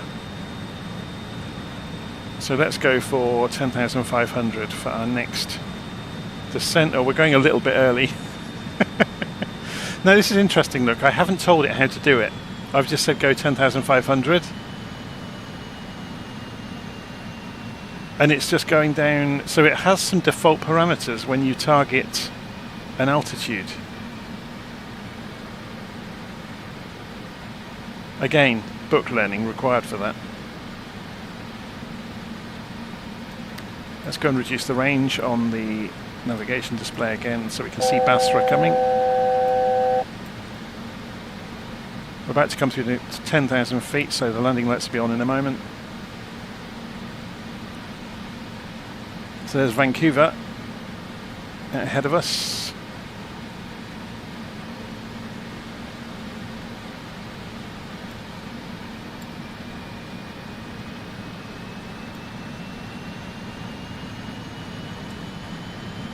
So we need to get to 250 knots as well. So let's go and put the spoilers out to help us do that. Well, not the spoiler, the brake.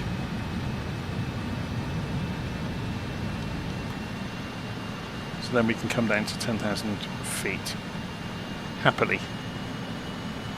We're at 10.5 until we go through Basra, remember.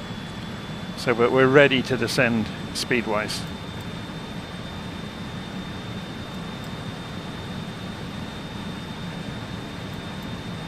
So we can see ice is being detected. So we're going to go and turn on engine anti-ice and wing and tail anti-ice.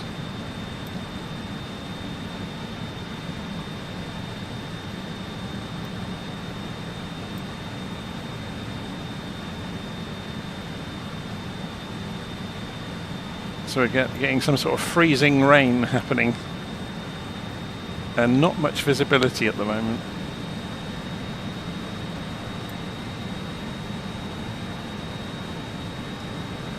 So once we get through Basra, we're looking for 5,000 feet by the time we get to Aplex, or 3,000 for Vinlow. If we go vertical speed along here, we can target 3,000 for Vinlow. Oh, here comes the rain. Should we try the wipers out? Not that they'll do anything at this sort of speed and height, but you never know. That's the... I didn't have the fasten belt sign on. Oh well. I've just turned it back on again, so I can make her repeat herself, aren't I? There we go. So there's Vancouver.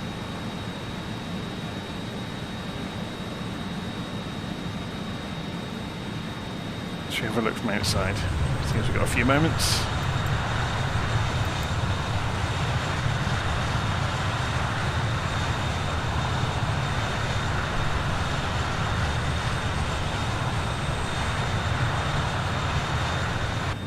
Right, let's go and get the landing lights on ready for coming down further. If we go and have a look outside, see what they look like. Nice big shiny lights. There must be there's a rainbow there, isn't there? You can see it in the rain. Funnily enough. There's the other end of it. Wonder if anyone can find the pot of gold down there. Okay, sorry. Being an idiot. So we wanted to come down to 3,000 feet for Vinlow.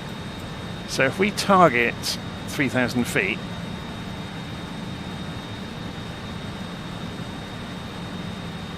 and go vertical speed mode to get there.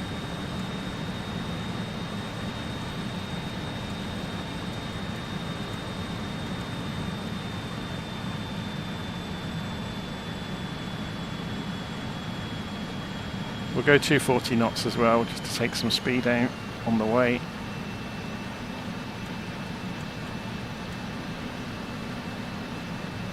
And there's the green banana.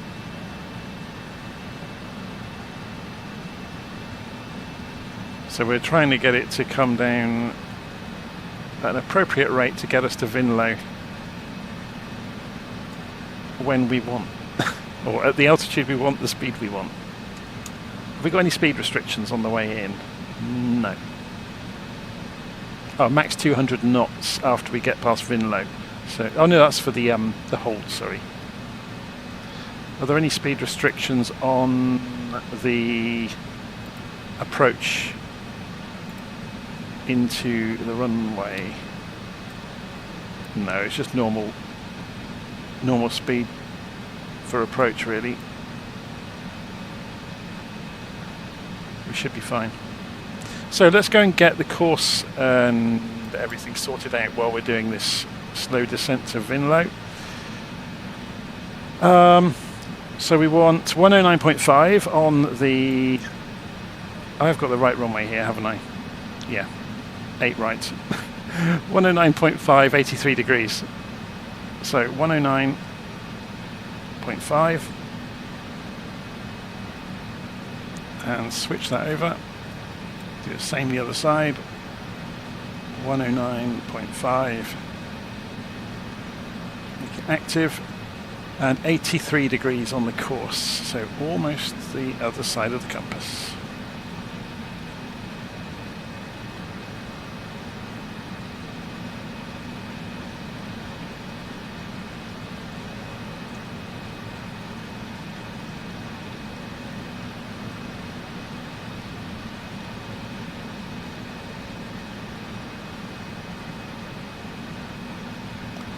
Okay, are we still getting ice detected?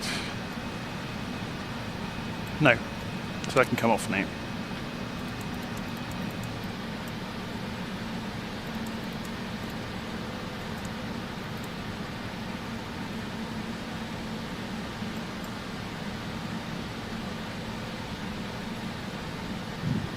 Should we have a look outside? I was going to say let's have a look at the airport, but oh my word. We won't be having a good look at the airport anytime soon, will we? It's in that pile of rain somewhere. So let's have a quick look at the chart. We're going to be doing a left turn after Vinlo to come back round onto the plan.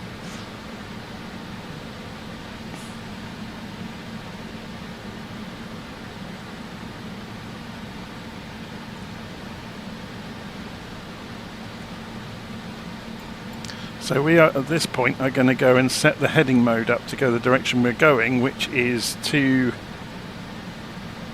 6 something.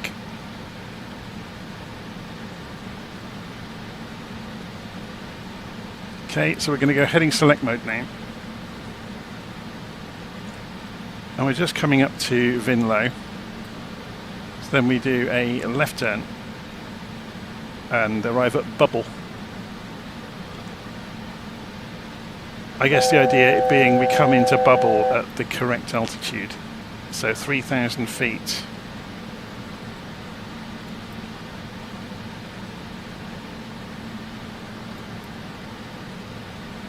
Yeah, it hasn't actually got it marked on here, look, but you get the idea. It's just there for reference, really. So if we do 90-degree turn,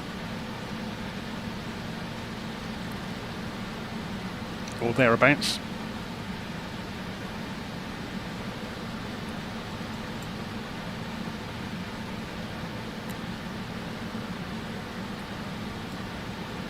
And we'll go and put this on to show, it's on VOR at the moment. I'm not sure how much difference this will make with showing VOR lock, but we'll play with it and have a look. Yeah, so it's put the data on there, look, for the VOR. So we're going to see the, also for the ILS. So you've got the course deviation indicator and an HSI kind of projection. So we're coming back across. Let's go and slow ourselves down a bit more while we have the opportunity.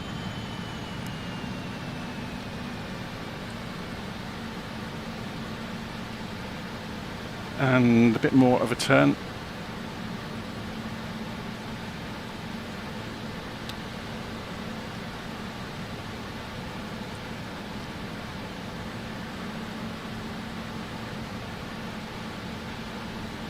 And then we'll put ourselves on an intercept with the ILS.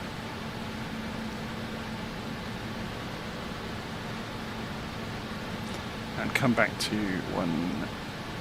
Yeah, it's not going to let it, it's telling us what the speed is without flaps, which is quite interesting.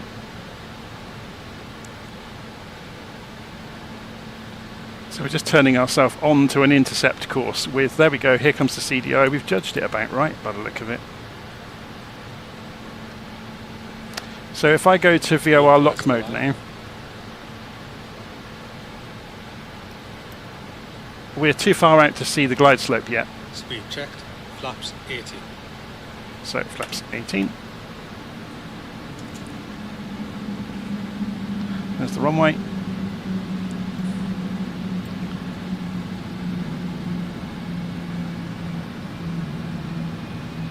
So I will go fully manual in a minute, as soon as we've fully established and we've got the glide slope.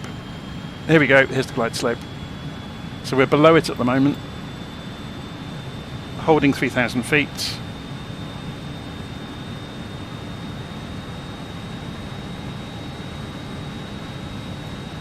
$14 miles DME. So we should see the beam based on 3,000 feet at about, did we say 9.5? It hasn't got it on this chart, has it? Did we say about 9.5 or something? We'll find out in a moment, won't we?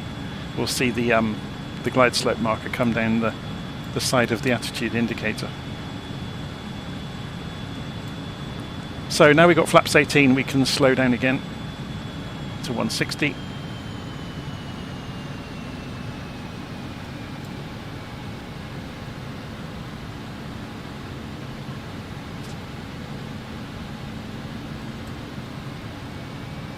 Somebody 12 miles out on the where is it? Let's put this on 6 mile range now on TCAS. We don't really worry about people that are that far away from us.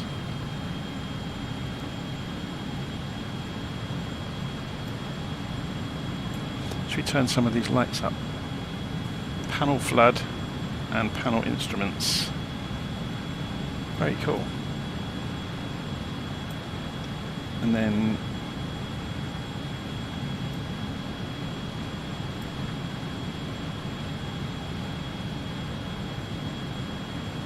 okay, so here comes the glide slope. Interesting, it doesn't show up on here at all, it's just on the side of the attitude indicator. So let me get comfortable.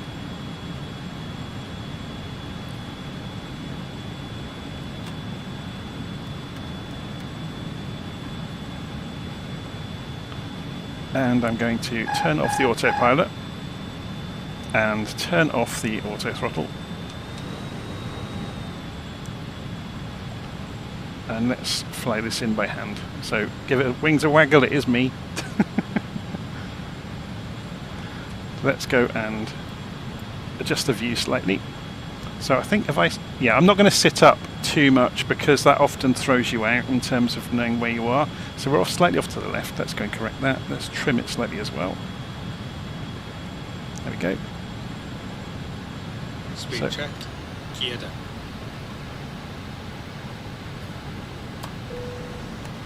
Should we go and watch that happen?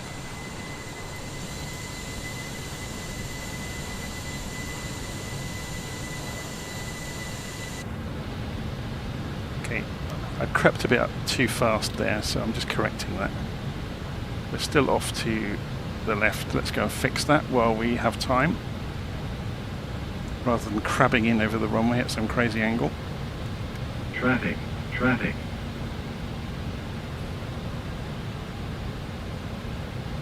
We're a little bit high as well.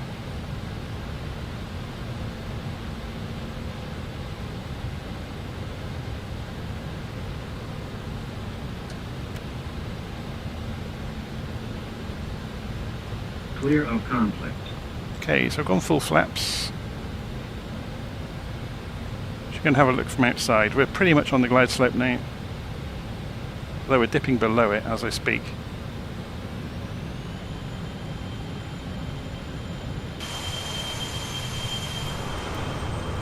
There's some humongous flaps, aren't they?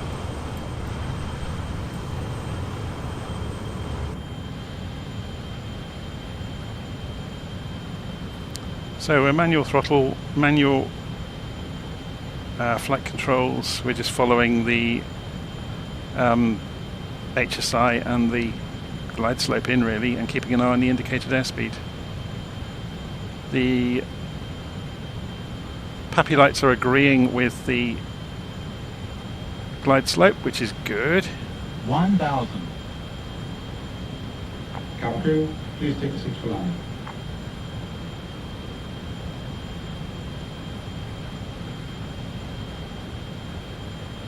It's pretty good, isn't it?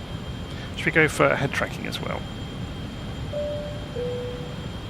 Cabin is prepared for arrival.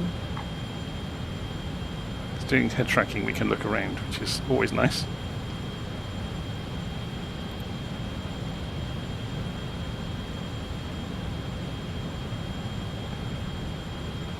There's a bit of a gust of wind there.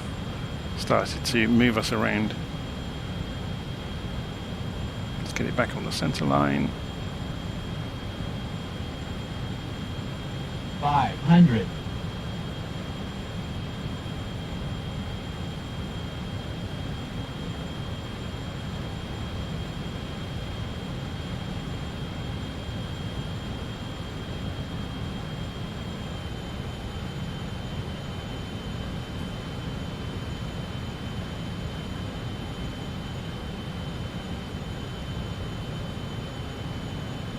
Minimums.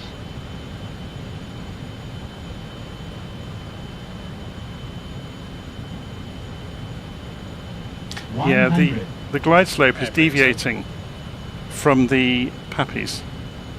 50, 40, 30, 20, 10. Drifted a little bit left. We're down. Spoilers, yellow and green.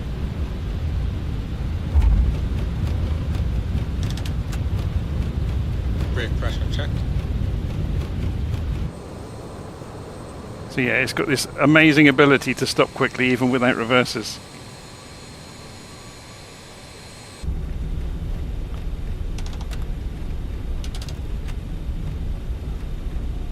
So which way do we go? For the terminal, I guess.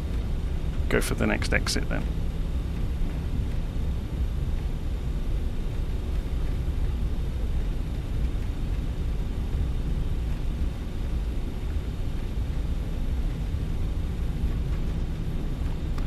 So I hadn't programmed in the final part of the flight into the FMC properly, which is why the flight director was having a fit. It thought we were going to crash. So it probably wanted us to go back to 3,000 feet.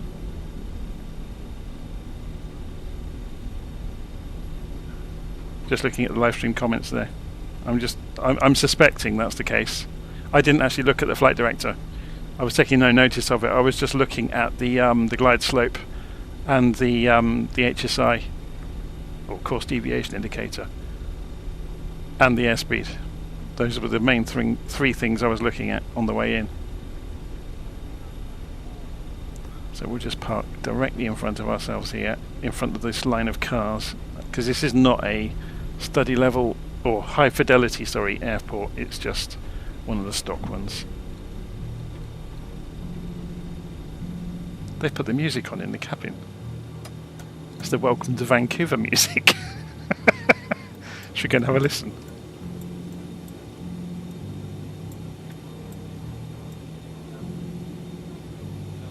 So if we make ourselves a bit taller, we can actually go and play with this.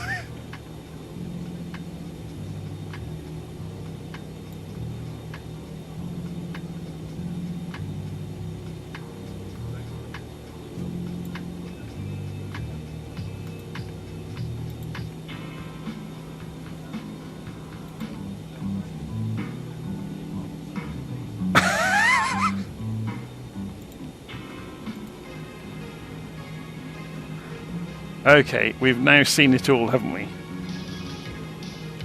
So what else can we play with?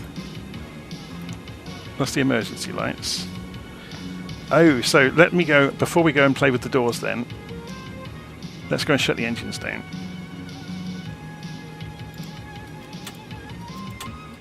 cabin crew, doors to manual and cross-check.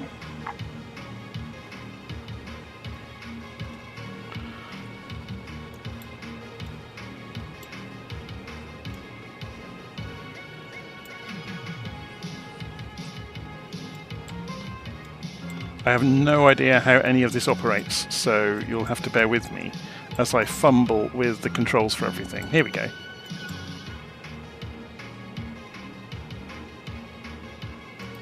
Ooh, we can do ground power. Front entry on. That's the lighting for it.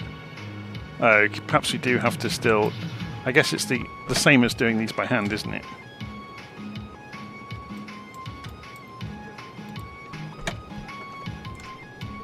But can we do the stairs then?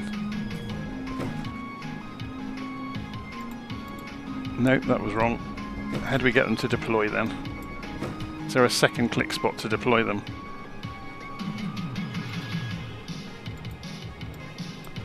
I don't know how to do that. Perhaps you can't. Perhaps you have to do it via the cockpit. Via the tablet, which I've put away. Aircraft. So we've got the...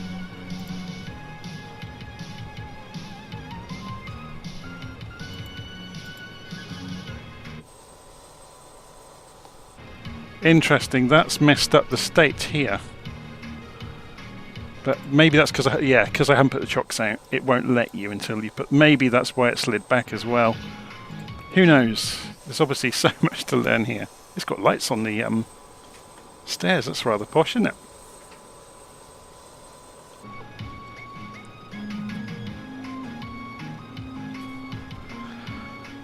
Okay, so we made it. Obviously there's a whole shutdown sequence which I'm not going to follow properly, but you can see you could go and stop the APU and that will kill the power to everything. And we could turn the batteries off and go cold and dark, and half the switches are now in the wrong positions. I am hoping that it doesn't remember that. Obviously that's why you can go cold and dark here. Cold and dark selected. And it will do it instantly. So there are ways to shortcut it, but I think it's fascinating to learn the procedures slowly.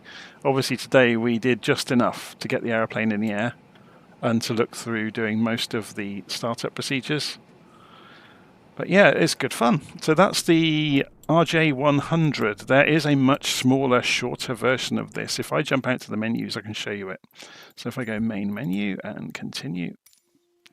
So we'll jump out to the main menu of Flight Simulator, and I'll show you the hilariously small version of this aeroplane. We'll put it into the hangar in the menus. So bear with me.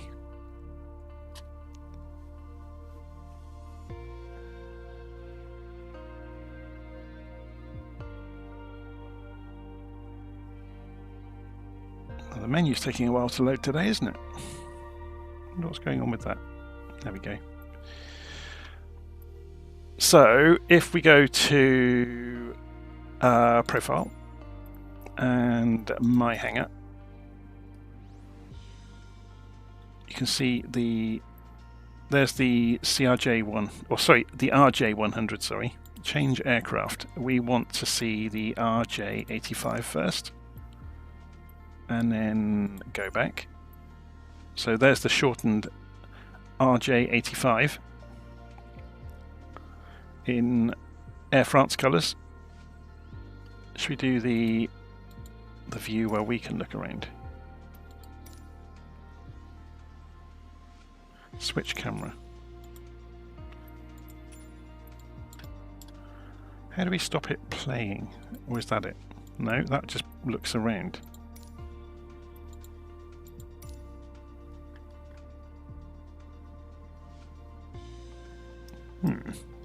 Anyway, let's change aircraft again and look at the really small version, the RJ70, and go back. So yeah, look how short it is. The wing root is almost on top of the front door. I'll just let the camera pan around.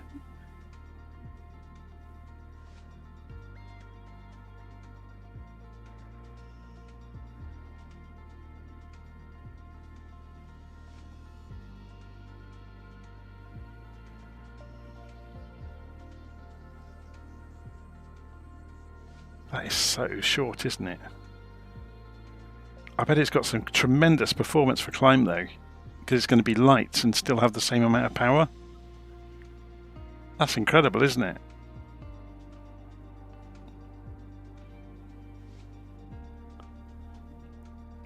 So there we go. Those were the variants. Obviously you get lots of liveries as well, so if we go and have a quick look at that. So liveries on this one. Formula One Management has a version of this, apparently. Scandinavian, I've got one. What about the bigger versions? So if I change aircraft, oh no, I don't want to do, yes I do, change aircraft to the sorry, I keep saying CRJ, the RJ100, and go back. And then you get different liveries on each model. Obviously there's lots more on this one. So you saw British Airways when we were just using it then. Malmo Aviation is quite a colourful one by the look of it. Very cool. Swiss Zurich Airport Shop. Oh, that's fantastic, isn't it? I do like the unusual liveries. I very rarely fly airplanes with any kind of livery on them. But it does make me smile when you see an unusual one. So Jota Aviation. North Caribou.